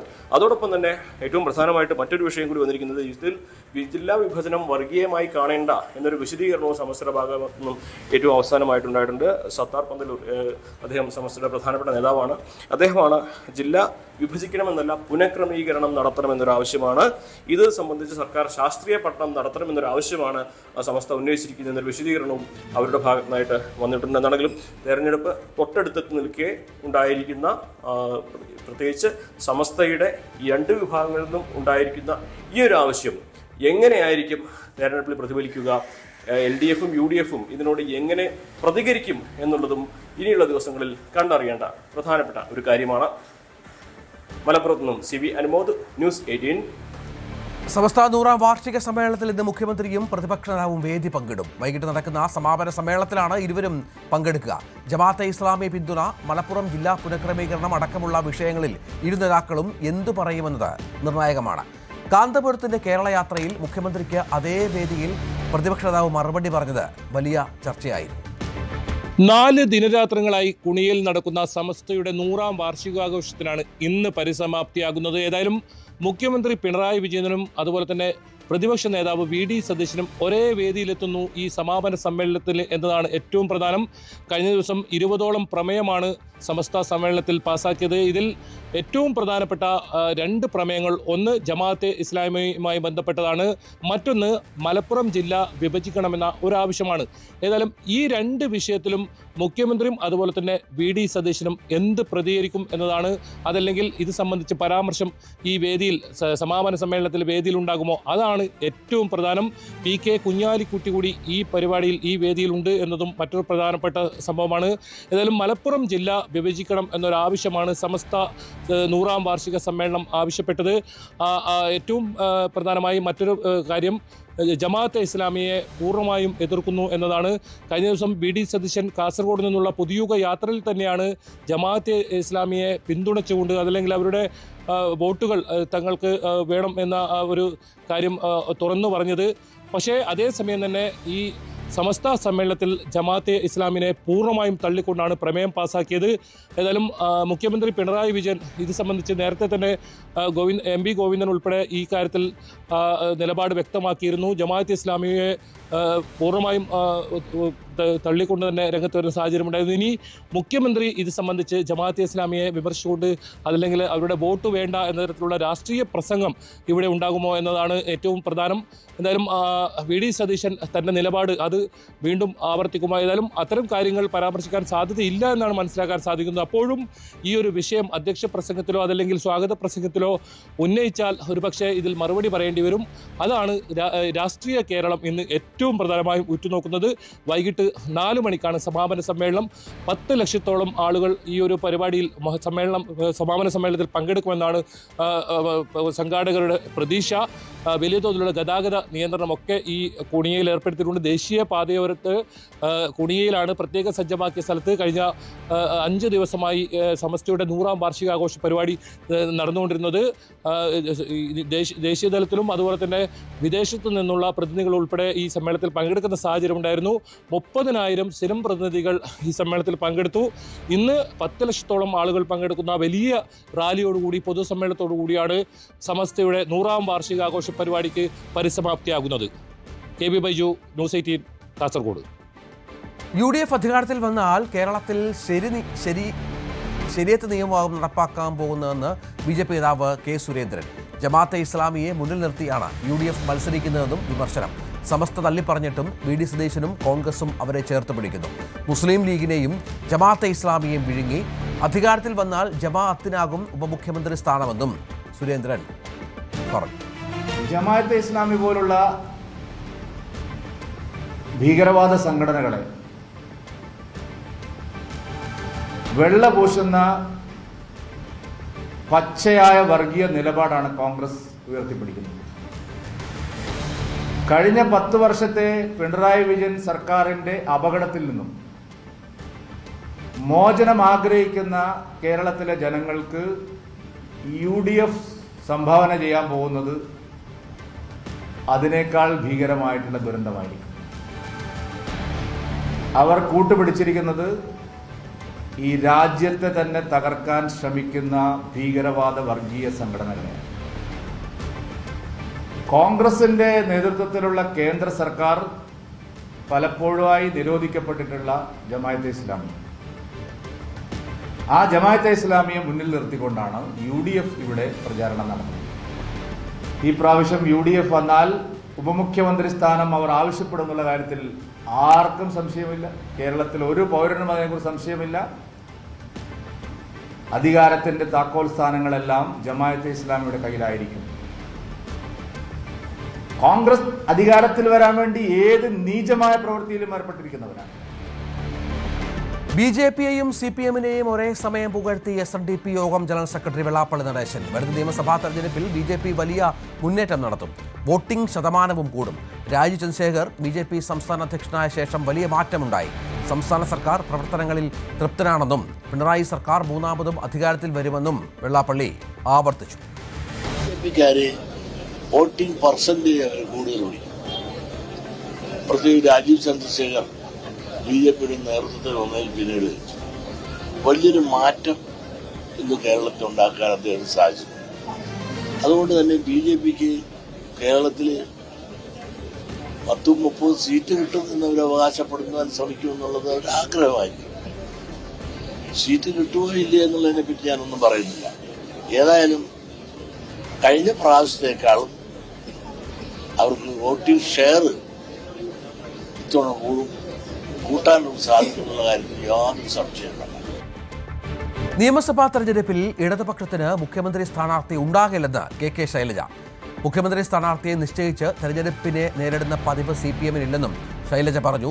തെരഞ്ഞെടുപ്പിനെ പിണറായി വിജയൻ തന്നെ നയിക്കുമെന്നും ശൈലജ പറഞ്ഞു. ന്യൂസ് 8 നൽകിയ അഭിമുഖത്തിൽ സംസാരിക്കുകയായിരുന്നു അവർ. തെരഞ്ഞെടുപ്പിനെ നയിക്കാൻ പോകുന്നത് പിണറായി വിജയൻ തന്നെയാണല്ലേ? അതിനെന്തൊരു സംശയം? കഴിഞ്ഞ 2 ടേമിലുള്ള ഭരണം എത്ര ഭംഗിയായിട്ടാണ് മുഖ്യമന്ത്രിയുടെ നേതൃത്വത്തിൽ നടന്നത്. എന്തെല്ലാം പുതിയ പദ്ധതികൾ കേരളത്തെക്കുറിച്ചുള്ള. മുഖ്യമന്ത്രി ഒറ്റക്കല്ല, മന്ത്രിസഭയാകെയുണ്ട്, LDF ആകെയുണ്ട്. ഞങ്ങളിതെല്ലാം ചർച്ച ചെയ്യാറുണ്ട്. പക്ഷെ മുഖ്യമന്ത്രിയുടെ ഒരു സാന്നിധ്യവും അദ്ദേഹത്തിൻ്റെ ഭാവനയും അദ്ദേഹത്തിൻ്റെ ലീഡർഷിപ്പും പ്രധാനമായിരുന്നില്ലേ? അതിനെന്താ സംശയമുള്ളത്? അപ്പോൾ അത്ര ഭംഗിയായി നയിക്കുകയും വർത്തമാന കേരളം മാത്രമല്ല ഭാവി കേരളത്തെ കണ്ടുകൊണ്ട്, അതാണ് ഫ്യൂച്ചർ, അതാണ് ഈ വിജ്ഞാന കേരളം. എങ്ങനെ നമ്മുടെ കേരളത്തെ സുസ്ഥിരമാക്കാം എന്ന് കണ്ടുകൊണ്ട് പ്ലാൻ ചെയ്ത് അതിനെ കൃത്യമായി നയിച്ചുകൊണ്ടിരിക്കുന്ന ഒരു മുഖ്യമന്ത്രി അല്ലാതെ ആരാ നയിക്കേണ്ടത്? ഇടതുപക്ഷത്തിന് മുഖ്യമന്ത്രി സ്ഥാനാർത്ഥി ഉണ്ടാകുമോ ഇത്തവണ? ഞങ്ങൾ ഒരിക്കലും നേരത്തെ പറയാറില്ല അങ്ങനെ, അതൊരു ശീലമേ അല്ല. അതുകൊണ്ട് ഇന്നയാൾ മുഖ്യമന്ത്രി സ്ഥാനാർത്ഥി, ഇന്നയാൾ മന്ത്രി സ്ഥാനാർത്ഥി, ഇന്നയാൾ MLA, ഇതൊന്നും പറഞ്ഞിട്ടല്ലല്ലോ തെരഞ്ഞെടുപ്പിനെ നേരിടുന്നത്. തെരഞ്ഞെടുപ്പിൽ മത്സരിക്കുമ്പോൾ എല്ലാവരും MLA സ്ഥാനത്തിൽ മത്സരിക്കുകയാണ്. അത് കഴിഞ്ഞാൽ ഇടതുപക്ഷ ജനാധിപത്യ മുന്നണി ചേർന്ന് ആരാണ് മന്ത്രി ആരാണ് മുഖ്യമന്ത്രി എന്നൊക്കെ അന്നാണ് നിശ്ചയിക്കുക. എന്നാൽ UDF അങ്ങനെയല്ല. ഞാനാകണം എന്നാണല്ലോ അതിലെ മത്സരം. ഇപ്പോൾ ഞങ്ങളുടെ പാർട്ടിക്കകത്ത് ആരെങ്കിലും അങ്ങനെ മത്സരിക്കുന്നത് വന്നാൽ മുഖ്യമന്ത്രി സ്ഥാനത്തേക്ക് ഞാൻ തന്നെയാണ് യോഗ്യൻ എന്ന് പറയുന്ന ഒരാളെ കണ്ടിട്ടുണ്ടോ? ഇല്ലല്ലോ. LDF ഏതെങ്കിലും ഒരു പാർട്ടിയിൽ കണ്ടിട്ടുണ്ടോ? അപ്പുറത്ത് 5-6 പേരെങ്കിലും ഇപ്പോൾ മുഖ്യമന്ത്രിയാവാൻ ഞാനാണെന്ന് പറഞ്ഞിരിക്കുകയല്ലേ. അപ്പൊ അങ്ങനെ ഒരു പാർട്ടിയും പ്രസ്ഥാനവും അവിടെ 5 പേരുണ്ട്. ഇവിടെ ഇനി തുടർ ഭരണം കിട്ടിയാൽ ഏറ്റവും യോഗ്യതയുള്ള ആൾ ആരാണ്? അവിടെ 5 പേരേ ഉള്ളൂവെങ്കിൽ ഇവിടെ 100 പേരുണ്ട്. വനിതാ മുഖ്യമന്ത്രിയാകുമോ എന്ന ചോദ്യത്തിന് യാതൊരു പ്രസക്തിയുമില്ലെന്ന് KK ശൈലജ. അഭിപ്രായ വ്യത്യാസമുണ്ടാക്കാൻ, നറേറ്റീവ് ഉണ്ടാക്കാനാണ് ശ്രമം നടക്കുന്നത്. അതിന് LDF അണികളോ പാർട്ടിയോ സന്നദ്ധമാകില്ല. ആശയങ്ങൾ ഉൽപ്പാദിപ്പിക്കേണ്ടതില്ലെന്നും പോളിസിയാണ് പ്രധാനമന്ത്രിയും ശൈലജ പറഞ്ഞു. ന്യൂസ് 8 നൽകിയ അഭിമുഖത്തിലാണ് ശൈലജയുടെ പ്രതികരണം. വനിതാ മുഖ്യമന്ത്രി സാധ്യത എങ്ങനെ കാണുന്നു ടീച്ചർ? ഇത് കുറേ കാലമായിട്ട് ചോദിച്ചുകൊണ്ടിരിക്കുന്ന ചോദ്യമാണ്. ഒരു പ്രസക്തി ഇല്ലാത്തൊരു ചോദ്യമാണ്. കേട്ടില്ലേ? ഞങ്ങളാരും ആ ചോദ്യത്തിലൊന്നും അല്ല ഇപ്പോഴുള്ളത്. ഞങ്ങളുടെ പൊതുപ്രവർത്തനത്തിന്റെ ഭാഗമായി സ്ത്രീകളെ എല്ലാ മേഖലയിലും വളർത്തിയെടുക്കണമെന്ന് പറയാറുണ്ട്. എന്നാൽ ഇവിടെ വളരെ ശക്തമായി കേരളത്തെ നയിച്ചുകൊണ്ടിരിക്കുന്ന മുഖ്യമന്ത്രിയും ഗവൺമെന്റും ഇപ്പോൾ നിലവിലുണ്ട്. ഇനി ഇലക്ഷൻ കഴിഞ്ഞിട്ടുള്ള കാര്യമല്ലേ? ഇലക്ഷൻ കഴിഞ്ഞിട്ടുള്ള കാര്യം തീരുമാനിക്കുന്നത് LDF ആണ്. ആ LDF ചർച്ച നടത്തി ഉചിതമായ തീരുമാനം ഞങ്ങൾ എടുക്കും. ഈ ചോദ്യത്തിന് ഒരു പ്രസക്തിയും ഇപ്പോഴില്ല. നമുക്ക് ഇതുവരെ ഒരു വനിതാ മുഖ്യമന്ത്രി ഇല്ല. 2 തവണ അതിനുള്ള സാധ്യതകൾ ഉണ്ടായിരുന്നു, പക്ഷേ അത് നടന്നില്ല. അപ്പോൾ ഇത് ഒരു സാധ്യതയും ഇല്ലാത്ത ചോദ്യം എന്ന് ടീച്ചർ പറയുന്നു. ടീച്ചറിനെ പോലെ സാധ്യതയില്ലെന്ന് പറയുന്നത് ആരെങ്കിലും തടസ്സപ്പെടുത്തുന്നു എന്നുള്ള അർത്ഥത്തിലല്ല. അതാണ് വാചകങ്ങൾ പിടിച്ച് വ്യാഖ്യാനിക്കാൻ നിങ്ങളെ പഠിപ്പിച്ചിട്ടുണ്ട് മാധ്യമ പ്രവർത്തകരെ. രേണുക, കേട്ടില്ലേ? അപ്പോൾ അങ്ങനെയല്ല തർക്കിക്കേണ്ടത്. മുൻപ് അവസരം ഉണ്ടായിരുന്നു എന്നിട്ട് തഴഞ്ഞു എന്നൊക്കെ പറയുന്നതിനും ഒരു തെളിവും നിങ്ങളെടുത്തില്ലല്ലോ. നിങ്ങൾ ഊഹിക്കുകയാണ് എന്താണ് ചർച്ച നടന്നത്, അതിൽ ആരൊക്കെ എന്തൊക്കെ അഭിപ്രായം, ഇതൊന്നും നിങ്ങളെടുത്തില്ല. ഞാൻ പറയട്ടെ, ഇല്ല. ഇത് വളരെ പ്രധാനമാണ്. എന്താണ്? ഒരു രാജ്യത്തെ നയിക്കുന്നത്, ഒരു സംസ്ഥാനത്തെ നയിക്കുന്നത് പോളിസിയാണ്. ഞങ്ങൾ ഇന്ദിരാഗാന്ധി പ്രധാനമന്ത്രിയായിരുന്നപ്പോൾ സ്ത്രീകൾ ഇന്ദിരാഗാന്ധിയെ വിമർശിച്ചിട്ടുണ്ട്. ഞാനൊരു സ്ത്രീയാണ്, എന്നാൽ അവിടെ ഒരു സ്ത്രീ ആയതുകൊണ്ട് എല്ലാ സ്ത്രീകളും കൂടി സപ്പോർട്ട് ചെയ്തേക്കാമെന്ന് വിചാരിച്ചവരാണോ ഞങ്ങൾ? അല്ലല്ലോ. അതുകൊണ്ട് പോളിസിക്കാണ് പ്രധാനം. ഇപ്പോൾ ഈ ചോദ്യം തികച്ചും അസംബന്ധമാണ് എന്ന് മാത്രമേ എനിക്ക് പറയാനുള്ളൂ. മുഖ്യമന്ത്രി സ്ഥാനത്തേക്ക് അല്ലെങ്കിൽ മുഖ്യമന്ത്രി സ്ഥാനാർത്ഥിയായി KK ശൈലജയെ ഉയർത്തിക്കാട്ടണമെന്ന് ആഗ്രഹിക്കുന്ന വലിയൊരു വിഭാഗം ഉണ്ട്. പാർട്ടിയിലുമുണ്ട്, പുറത്തുമുണ്ട്. ധാരാ നിങ്ങളോട് പറഞ്ഞത് ഞങ്ങളുടെ പാർട്ടിക്കകത്ത് നിങ്ങൾ കയറി നോക്കിയോ? നിങ്ങൾ പുറത്തിരിഞ്ഞ് മെനയുന്ന കാര്യമല്ലേ? പാർട്ടിക്കകത്ത് അങ്ങനെയുണ്ടെന്നാണ് പറയണമെങ്കിൽ പാർട്ടി മെമ്പർഷിപ്പ് എടുത്തിട്ട് ഇതിൻ്റെ അകത്ത് കയറി ചർച്ച പങ്കെടുക്കണ്ടേ? പാർട്ടി മെമ്പർഷിപ്പ് എടുത്തിട്ട് ബ്രാഞ്ചിൽ ചർച്ച നടത്തുന്നവരാണോ നിങ്ങൾ? അല്ലല്ലോ. നിങ്ങൾ അഭിപ്രായ വ്യത്യാസം ഉണ്ടാക്കാൻ വേണ്ടി ഇങ്ങനെ അഭിപ്രായം ഉണ്ടെന്ന് ഇപ്പം ഒരു നെറേറ്റീവാണ്, അല്ലെങ്കിൽ ഒരു ആഗ്രഹങ്ങൾ ഉൽപ്പാദിപ്പിക്കലോ കാര്യങ്ങൾ ഉൽപ്പാദിപ്പിക്കലോ ആണ്. അതിനൊന്നും LDFന്റെ അണികളും സന്നദ്ധരാവില്ല, ഞങ്ങളുടെ പാർട്ടി സന്നദ്ധാവില്ല, LDF സന്നദ്ധാവില്ല. കേട്ടോ? അത് നിങ്ങളുടെ എല്ലാം ഈ എന്താ പറയുക, ആശയങ്ങൾ ഉൽപ്പാദിപ്പിക്കുക എന്ന് കേട്ടിട്ടില്ലേ? അങ്ങനെ ആശയങ്ങൾ ഉൽപ്പാദിപ്പിക്കേണ്ടതില്ല. ഇപ്പം എന്താ പ്രധാനം? ഈ കേരളത്തിന്റെ ജീവൻ മരണ പ്രശ്നമാണ്. അതിലേക്ക് ടീച്ചറെ അനുകൂലിക്കുന്ന, ടീച്ചറെ ഇഷ്ടപ്പെടുന്നവർ അങ്ങനെ പറയുന്ന കാര്യങ്ങളെ പോലും ടീച്ചർ ഭയക്കുന്നത് എന്തിനാണ്? ഞാനൊന്നും ഭയക്കുന്നില്ല. എന്നെ ഇഷ്ടപ്പെടുന്നതിൽ എനിക്ക് സന്തോഷമാണ്. പക്ഷെ എന്നെ പോലെ തന്നെ മറ്റുള്ളവരെയും എല്ലാവരും ഇഷ്ടപ്പെടുന്നുണ്ട്. ഒരാളോട് മാത്രമാണ് ഇഷ്ടമെന്ന് വരുത്തി തീർക്കുന്നത് നിങ്ങളുടെ മാധ്യമത്തിന്റെ ഒരു ശീലമാണ്. അതല്ല. എന്നെ ഇഷ്ടപ്പെടുന്ന ആളില്ല എന്നൊന്നും ഞാൻ പറഞ്ഞിട്ടില്ല. എന്നെ ഇഷ്ടപ്പെടുന്നവരോട് എനിക്കും ഇഷ്ടമാണ്, അവരിങ്ങോട്ടും ഇഷ്ടപ്പെടുന്നു. അതുകൊണ്ട് വേറെ ആരും ഇഷ്ടപ്പെടുന്നവരില്ല എന്ന് കരുതുന്നതാണ് മൗഢ്യം. അങ്ങനെ ഞാനും കരുതിക്കൂടാ. ഞാനങ്ങനെ കരുതേണ്ട ഒരാളേ അല്ല. ടേം വ്യവസ്ഥയിൽ ഇളവ് കിട്ടുമോ, മത്സരിക്കുമോ എന്ന കാര്യത്തിൽ ഒന്നും പറയാനില്ലെന്നും KK ശൈലജ പറഞ്ഞു. KK ശൈലജ എന്ന് മാത്രമല്ല, ആരും എവിടെയും മത്സരിക്കുമെന്ന് പറയാൻ പറ്റില്ല. മട്ടന്നൂരിൽ തന്നെ മത്സരിക്കണമെന്ന് നിർബന്ധം പിടിച്ചാൽ കിട്ടുന്ന കാര്യമല്ലെന്നും ഇത് പാർട്ടിയിൽ എല്ലാവർക്കും ബാധകമാണെന്നും അവർ പറഞ്ഞു. പേരാവൂർ മണ്ഡലത്തിൽ കഴിഞ്ഞ തവണ സക്കീർ ഹുസൈൻ ശക്തമായ മത്സരമാണ് കാഴ്ചവെച്ചതെന്നും ആരെയെങ്കിലും ഉപയോഗിച്ച് മണ്ഡലം പിടിക്കേണ്ട സാഹചര്യമില്ലെന്നും KK ശൈലജ പറഞ്ഞു. ടേം വ്യവസ്ഥ ഇത്തവണ ഇളവ് ചെയ്യുമെന്ന് വിശ്വസിക്കുന്നുണ്ടോ? അതൊന്നും തീരുമാനിച്ചിട്ടില്ല. അതൊക്കെ ഈ ഇലക്ഷന്റെ ചർച്ചയുടെ ഭാഗമായിട്ട് പലപ്പോഴും തീരുമാനിക്കുക. ജയസാധ്യത മുഖ്യം വെക്കുമ്പോൾ അതിൽ ഇളവ് വേണ്ടിവരില്ല. ജയസാധ്യതയിൽ ഒരുപാട് വിഷയങ്ങളുണ്ട്. സത്യം പറഞ്ഞാൽ ഞങ്ങൾ ഇപ്പം കേന്ദ്രീകരിച്ചിരിക്കുന്നത് LDF ചെയ്ത പ്രവർത്തനങ്ങൾ ജനങ്ങളിൽ എത്തിക്കാനും ഭാവിയിൽ LDF എന്ത് ചെയ്യണമെന്നുള്ള ജനങ്ങളുടെ അഭിപ്രായം ശേഖരിക്കാനുമാണ്. അതിനാണ് ഈ ജാഥയൊക്കെ നടത്തുന്നത്. ഞങ്ങളെ സംബന്ധിച്ച് ഇലക്ഷന്റെ ചർച്ച ഒരു ബാലികേറാമലയൊന്നുമല്ല. നിങ്ങൾ നോക്കിയിട്ടില്ലേ? ഞങ്ങൾ എപ്പോഴും നേരത്തെ കാലത്തെ ഇങ്ങനെ സ്വപ്നം കണ്ട് ചർച്ച നടത്താറുണ്ടോ? ഇലക്ഷൻ്റെ തൊട്ടടുത്ത് ഇലക്ഷൻ്റെ പ്രഖ്യാപനമൊക്കെ വരുമ്പോൾ വളരെ പെട്ടെന്ന് ഞങ്ങൾ കൂടിയിരുന്ന് ഇത്തവണ എന്താണ് തീരുമാനിക്കേണ്ടത്. KK ശൈലജ മത്സര രംഗത്തുണ്ടാകുമോ? ഒന്നും പറയാൻ നമുക്ക് പറ്റില്ല. കേട്ടില്ല? ഞാൻ 4 തവണ MLA ആയിട്ടുള്ള ആളാണ്. നമുക്കൊന്നും പറയാൻ പറ്റില്ല. ഞാൻ ഒരു തവണ ആദ്യം MLA ആയിട്ട് 2ാമത്തെ തവണ മത്സരിച്ചിട്ടില്ല. കുത്തുപറമ്പ് മണ്ഡലത്തിൽ P ജയരാജനാണ് മത്സരിച്ചത്. അത് കഴിഞ്ഞ് വീണ്ടും ഞാൻ മത്സരിച്ചിട്ടുണ്ട്. നിങ്ങൾക്ക് എങ്ങനെയാണ് സങ്കല്പിക്കാൻ പറ്റുക? അതുകൊണ്ട് അത്തരം ഒരു ഇപ്പം KK ശൈലജ മാത്രമല്ല, ഇപ്പം ആരും എവിടെയും പാർട്ടിയും പറഞ്ഞിട്ടില്ല, വ്യക്തിയും പറഞ്ഞിട്ടില്ല. ടീച്ചർ മത്സരിക്കുന്നുണ്ടെങ്കിൽ മത്സരിക്കണം എന്നതാണ് പാർട്ടിയുടെ തീരുമാനമെങ്കിൽ മട്ടന്നൂർ തന്നെ ആയിരിക്കുമോ മത്സരിക്കും? അല്ല, ഒരു തീരുമാനം എടുക്കാത്ത സ്ഥിതിക്ക് ഒരു ക്ലോസിന്റെ യാതൊരു ആവശ്യമില്ലല്ലോ. അല്ലേ? മത്സരിക്കുമോ എന്ന് തീരുമാനമായിട്ടില്ല. അപ്പൊ മണ്ഡലം ഏതാണെന്ന് നിശ്ചയിക്കേണ്ട കാര്യമുണ്ടോ? കേരളത്തിൽ തന്നെ റെക്കോർഡ് ഭൂരിപക്ഷത്തിൽ ടീച്ചറെ വിജയിപ്പിച്ച ആളുകളാണ് മട്ടന്നൂരിലുള്ളത്. അപ്പോൾ അടുത്തൊരു തെരഞ്ഞെടുപ്പ് വരുമ്പോൾ അവരോട് ടീച്ചർ ആൻസറബിൾ അല്ലേ? അപ്പോൾ അതെന്താണ് ടീച്ചറിന് മട്ടന്നൂരിൽ അധിഷ്ഠിതമായി കാണുന്നത് കൊണ്ടാണ്. എന്നെ ജനങ്ങൾ ജയിപ്പിച്ചത് LDF-ലായതുകൊണ്ടാണ്. UDF-ലെ സ്ഥാനാർത്ഥിക്ക് ആ ഭൂരിപക്ഷം കിട്ടില്ലല്ലോ. ഇനി ജനങ്ങൾ ഏത് സ്ഥാനാർത്ഥിയായാലും ഇതുപോലെ വോട്ട് ചെയ്യും. ആര് വോട്ട് ചെയ്യുന്നതിനാ? കുറച്ചൊക്കെ എൻ്റെ കൂടെ പഠിച്ചവരോ കാര്യമൊക്കെ വ്യക്തിപരമായിട്ട് ചെയ്തിട്ടുണ്ടാവാം, അത് കുറച്ചാണ്. ബാക്കി വോട്ട് മുഴുവൻ LDF-ന്റെ നയങ്ങൾക്കുള്ള വോട്ടാണ്. മട്ടന്നൂരിൽ നിന്ന് മാറി മറ്റൊരിടത്ത് മത്സരിക്കാൻ പാർട്ടി പറഞ്ഞാൽ മത്സരിക്കും? ആ ചോദ്യത്തിന് പ്രസക്തിയില്ലല്ലോ. കാരണം ഇതെല്ലാം ഇലക്ഷൻ ഡിക്ലെയർ ചെയ്ത് സ്ഥാനാർത്ഥി നിർണയ ചർച്ച നടക്കുമ്പോഴാണ് എവിടെ ആര് മത്സരിക്കണം, ഏത് മണ്ഡലം എന്നൊക്കെ തീരുമാനിക്കുന്നത്. നമ്മളൊരു സാങ്കല്പിക ചോദ്യത്തിന് എന്തിനാ ഉത്തരം പറയുന്നത്? പേരാവൂരിൽ ടീച്ചർ മത്സരിക്കാനുള്ള സാധ്യത വലിയ ചർച്ചയായി. ഞാനിത് പറഞ്ഞല്ലോ. ഇപ്പം സ്ഥാനാർത്ഥി നിർണയം നടന്നിട്ടില്ല, മണ്ഡലം തീരുമാനിച്ചിട്ടില്ല. ഈ കേരളത്തിലെ ഏത് മണ്ഡലത്തിലും കേരളത്തിലെ ഒരു പൗരൻ തീരുമാനിക്കാൻ വേണമെങ്കിൽ, കേട്ടില്ലേ? ഏത് മണ്ഡലത്തിലും മത്സരിക്കാമല്ലോ. ഒരു മണ്ഡലവും തീരുമാനിച്ചിട്ടില്ല, ആളെയും തീരുമാനിച്ചിട്ടില്ല. പേരാവൂരിൽ മത്സരിക്കാൻ പറഞ്ഞാൽ ടീച്ചർ മത്സരിക്കോ? അതിന് പ്രസക്തിയില്ലെന്ന് പറഞ്ഞാൽ എന്നുള്ളതല്ലേ? അതെന്തൊരു ചോദ്യ? വ്യക്തിപരമായ ഒരു ഇഷ്ടം ഉണ്ടാവുമല്ലോ. വ്യക്തിപരമായ ഇഷ്ടം ഇവിടെ ഘടകമല്ല, കേട്ടില്ലേ? എനിക്ക് എൻ്റെ വ്യക്തിപരമായ ആഗ്രഹങ്ങൾ ഇവിടെ ഘടകമല്ല. അങ്ങനെ ആഗ്രഹിക്കാനും പാടില്ലല്ലോ CPM-ൽ. പക്ഷെ നോക്കൂ, ടീച്ചറിന് പേരാവൂർ എന്ന് പറയുന്ന മണ്ഡലം ഒരു തവണ വലിയ അത്ഭുതത്തോടെ പിന്തുണച്ചിട്ടുണ്ട്, ഒരു തവണ ടീച്ചറിന് അവിടെ തോൽവി നേരിടേണ്ടി വരുന്ന സാഹചര്യം ഉണ്ടായിട്ടുണ്ടല്ലോ. അപ്പൊ ആ ഒരു മണ്ഡലത്തിൽ മത്സരിക്കുക എന്ന് പറഞ്ഞാൽ മണ്ഡലമായിരുന്നു, പേര് പേരാവൂരാണ്. ആദ്യത്തെ പേരാവൂർ എന്ന് പറയുന്ന മണ്ഡലം, പിന്നെ ഡീലിമിറ്റേഷൻ വന്നപ്പോൾ പേരാവൂരിലെ ഇടതുപക്ഷത്തിന്റെ ശക്തി കേന്ദ്രങ്ങൾ മട്ടന്നൂർ മണ്ഡലത്തിൽ ചേർന്നു ഡീലിമിറ്റേഷനിൽ. UDF-ന്റെ ചില ശക്തി കേന്ദ്രങ്ങൾ പേരാവൂർ മണ്ഡലത്തിൽ ചേർന്നു. അപ്പോൾ UDF-ന് കുറെ കൂടി സാധ്യതയുള്ളൊരു മണ്ഡലമായിട്ട് അത് മാറി. UDF ജയിക്കും എന്നുള്ളതല്ല. ആദ്യത്തെ മണ്ഡലവും UDF-ന്റെ ശക്തി കേന്ദ്രമായിരുന്നു. അവിടെ ഞാൻ മത്സരിച്ച് ജയിച്ചിട്ടുണ്ട്, അതിന് യാതൊരു സംശയവുമില്ല. ഇനിയിപ്പോൾ UDF-ന്റെ ശക്തി കേന്ദ്രമായ മണ്ഡലം ഞാനല്ല, അവിടെ സക്കീർ ഹുസൈൻ എന്ന് പറയുന്ന ചെറുപ്പക്കാരൻ മത്സരിച്ചിട്ട് കഴിഞ്ഞ തവണ ചെറിയ വോട്ടിനാണ് തോറ്റത്. എന്നെക്കാളും കോൺഗ്രസിന്റെ ഭൂരിപക്ഷം കുറക്കാൻ സക്കീർ ഹുസൈന് സാധിച്ചു. അതുകൊണ്ട് വ്യക്തി അധിഷ്ഠിതമല്ല, കേട്ടില്ലേ? ഇത്തവണ LDF-ന്റെ ഉചിതമായൊരു സ്ഥാനാർത്ഥി പേരാവൂരുണ്ടാകും. പേരാവൂർ മണ്ഡലത്തിലും ഞങ്ങൾക്ക് ജയിക്കാൻ സാധിക്കും ഇടതുപക്ഷത്തിന്. അത് ആര് എന്നുള്ളതൊന്നും ഇപ്പൊ ഞങ്ങൾ തീരുമാനിച്ചു. ടീച്ചറാണ് നിയോഗിക്കപ്പെടുന്നതെങ്കിൽ വിജയ സാധ്യതയുണ്ടെന്നാണ് ടീച്ചർ പറയുന്നത്. ഞാനെന്നുള്ളതല്ല, അങ്ങനെ ടെസ്റ്റ് ചെയ്യണ്ട. പേരാവൂർ നിയോജക മണ്ഡലത്തിൽ LDF-ന് സ്ഥാനാർത്ഥി ഉണ്ടാവുമല്ലോ, LDF-ന് സ്ഥാനാർത്ഥി ഉണ്ടാവും.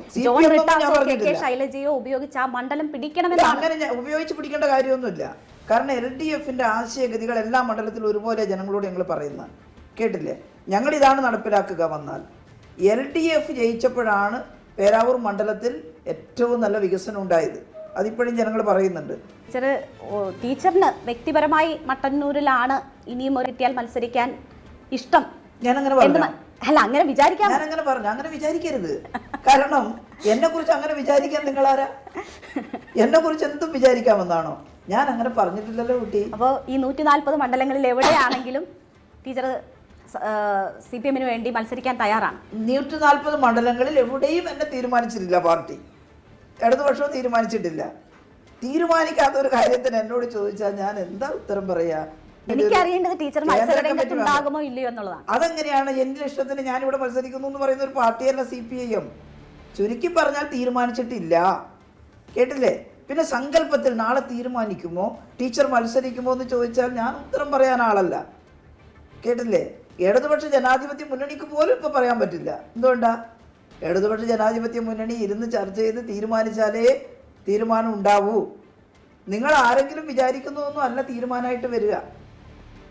വെള്ളാപ്പള്ളി നടേശനെ പിന്തുണച്ച് KK ശൈലജ MLA. മതവർഗീയത പറയുന്നവരാണ് വർഗീയവാദികൾ, വെള്ളാപ്പള്ളിയെ ആ ഗണത്തിൽ കൂട്ടേണ്ട കാര്യമില്ല. മുസ്ലിം ലീഗിനെതിരെയാണ് സംസാരിച്ചതെന്നും വെള്ളാപ്പള്ളി പറഞ്ഞാൽ അത് അങ്ങനെയല്ല എന്ന് പറയേണ്ടതില്ല. വെള്ളാപ്പള്ളി ഇടതുപക്ഷ ആശയത്തിനെതിരായി പറഞ്ഞാൽ CPM തള്ളി പറയുമെന്നും KK ശൈലജ പറഞ്ഞു. പക്ഷേ വെള്ളാപ്പള്ളിയെ പോലെയുള്ളവർ അവർ പറയുന്ന കാര്യങ്ങൾ അതിന് പിന്തുണയർപ്പിച്ച് അവർക്കൊപ്പം നിൽക്കുന്ന സാഹചര്യമൊക്കെ ഉണ്ടായത് ആ വിശ്വാസത്തിൽ കുറവ് വരുത്തിയിട്ടില്ലേ? വെള്ളാപ്പള്ളി പറഞ്ഞത്, അദ്ദേഹം പറയുന്നത് ഞാൻ മുസ്ലിം ലീഗിനെയാണ് വിമർശിച്ചത്.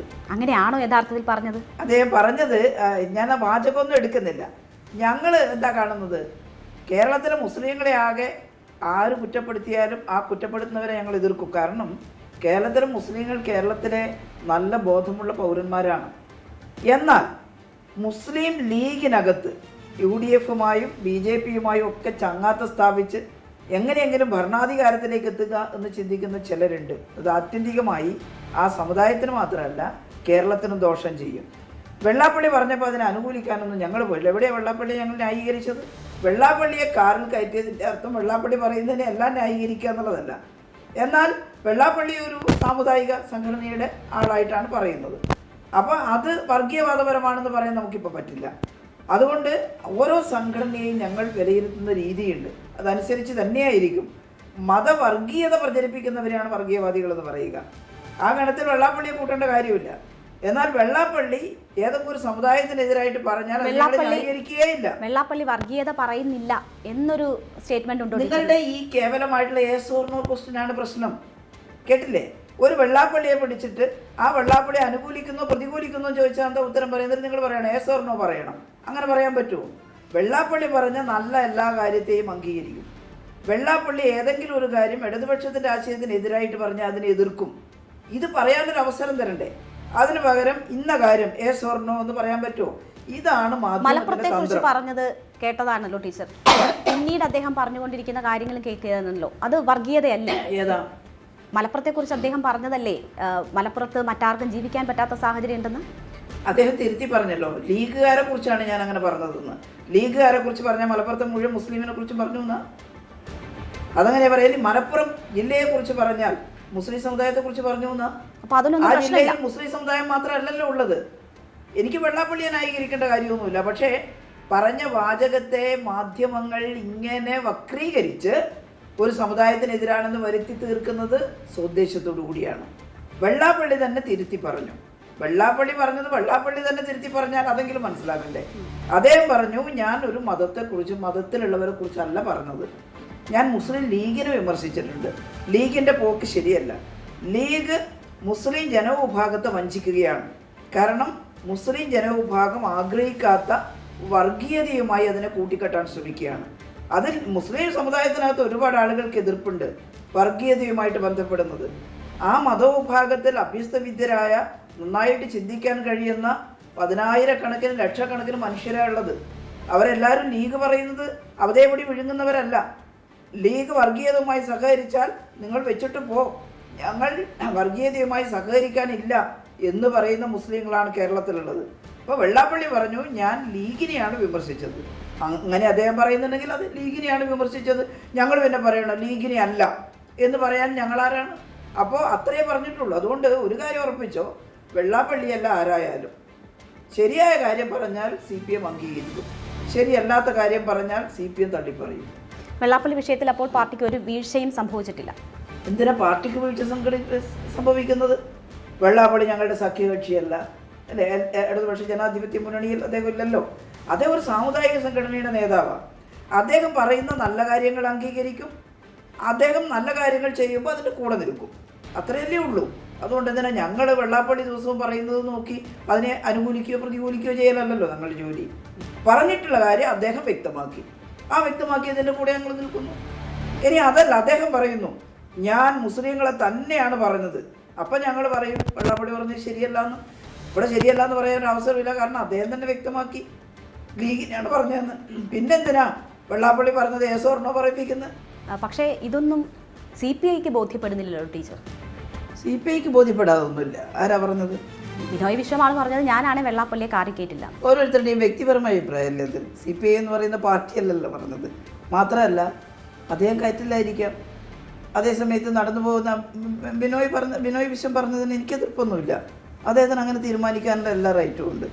അതേസമയത്ത് വഴിയെ നടന്നു പോകുമ്പം നടക്കാൻ വയ്യാതെ അല്ലെങ്കിൽ കുറച്ച് പ്രയാസപ്പെട്ട് പോകുമ്പോൾ ഒരാളെ കയറ്റാമെന്നാണ് പിണറായി വിജയൻ വിചാരിച്ചതെങ്കിൽ അതും ശരിയാണ്. അവർ രണ്ടുപേര് പറഞ്ഞത് ശരിയാണ്. അതിലെന്താ വലിയ തർക്ക വിഷയമുള്ളത്? തുടർന്ന് KK ശൈലജ ശൈലജയുടെ അഭിമുഖത്തിന്റെ പൂർണ്ണരൂപം വൈകിട്ട് 6 മണിക്ക് ന്യൂസ് 18.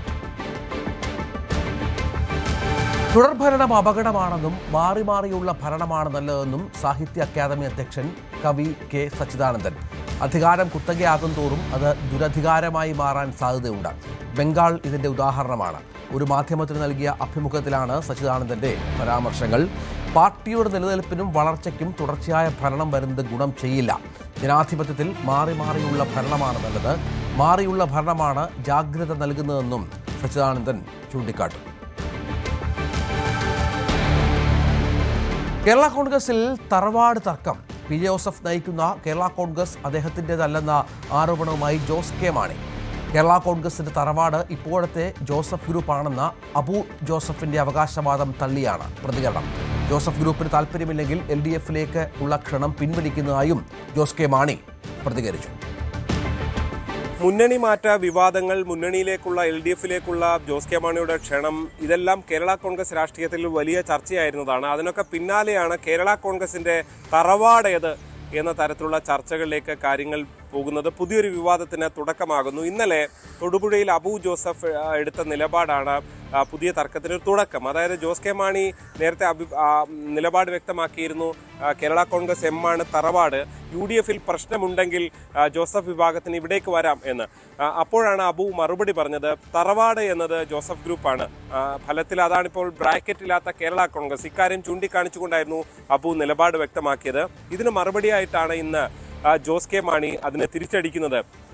ജോസഫ് ഗ്രൂപ്പ് യഥാർത്ഥത്തിൽ ഇപ്പോൾ ജോസഫിന്റെ പേരിലുള്ളതല്ല എന്നാണ് ജോസ് കെ മാണി പറയുന്നത്. അത് എറണാകുളത്ത് കുമാരനാശാൻ നഗറിലുള്ള ഒരാളുടെ പേരിലാണ് എന്ന് ചൂണ്ടിക്കാണിക്കുകയാണ് ജോസ് കെ മാണി.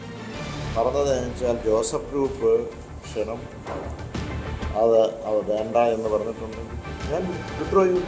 വേണ്ട, നിങ്ങൾക്ക് വേണമെന്നും നിർബന്ധവുമില്ല. പക്ഷെ ഒരു കാര്യം പറഞ്ഞു, അത് PJ ജോസഫിൻ്റെ ഗ്രൂപ്പാണ് ഞങ്ങളാണ് എൻ്റെ തറവാട് എന്ന് പറഞ്ഞത്. ഞാൻ ഈ തറവാടിനെ പറ്റി ഒന്ന് അന്വേഷിച്ചു. അതിനുവേണ്ടി ഞാനൊന്ന് ഇതിൻ്റെ ബാധ്യത, ഇതിൻ്റെ എൻകംബറൻസ് സർട്ടിഫിക്കറ്റ് ഒന്ന് എടുത്തു നോക്കി. എൻകംബറൻസ് സർട്ടിഫിക്കറ്റ് എടുത്തു നോക്കിയപ്പോൾ എറണാകുളത്ത് നമ്മുടെ കുമാരനാശാൻ നഗറിൽ അവിടെയുള്ള ഒരു വ്യക്തിയുടെ പേരിലാണ് അത് കിടക്കുന്നത്.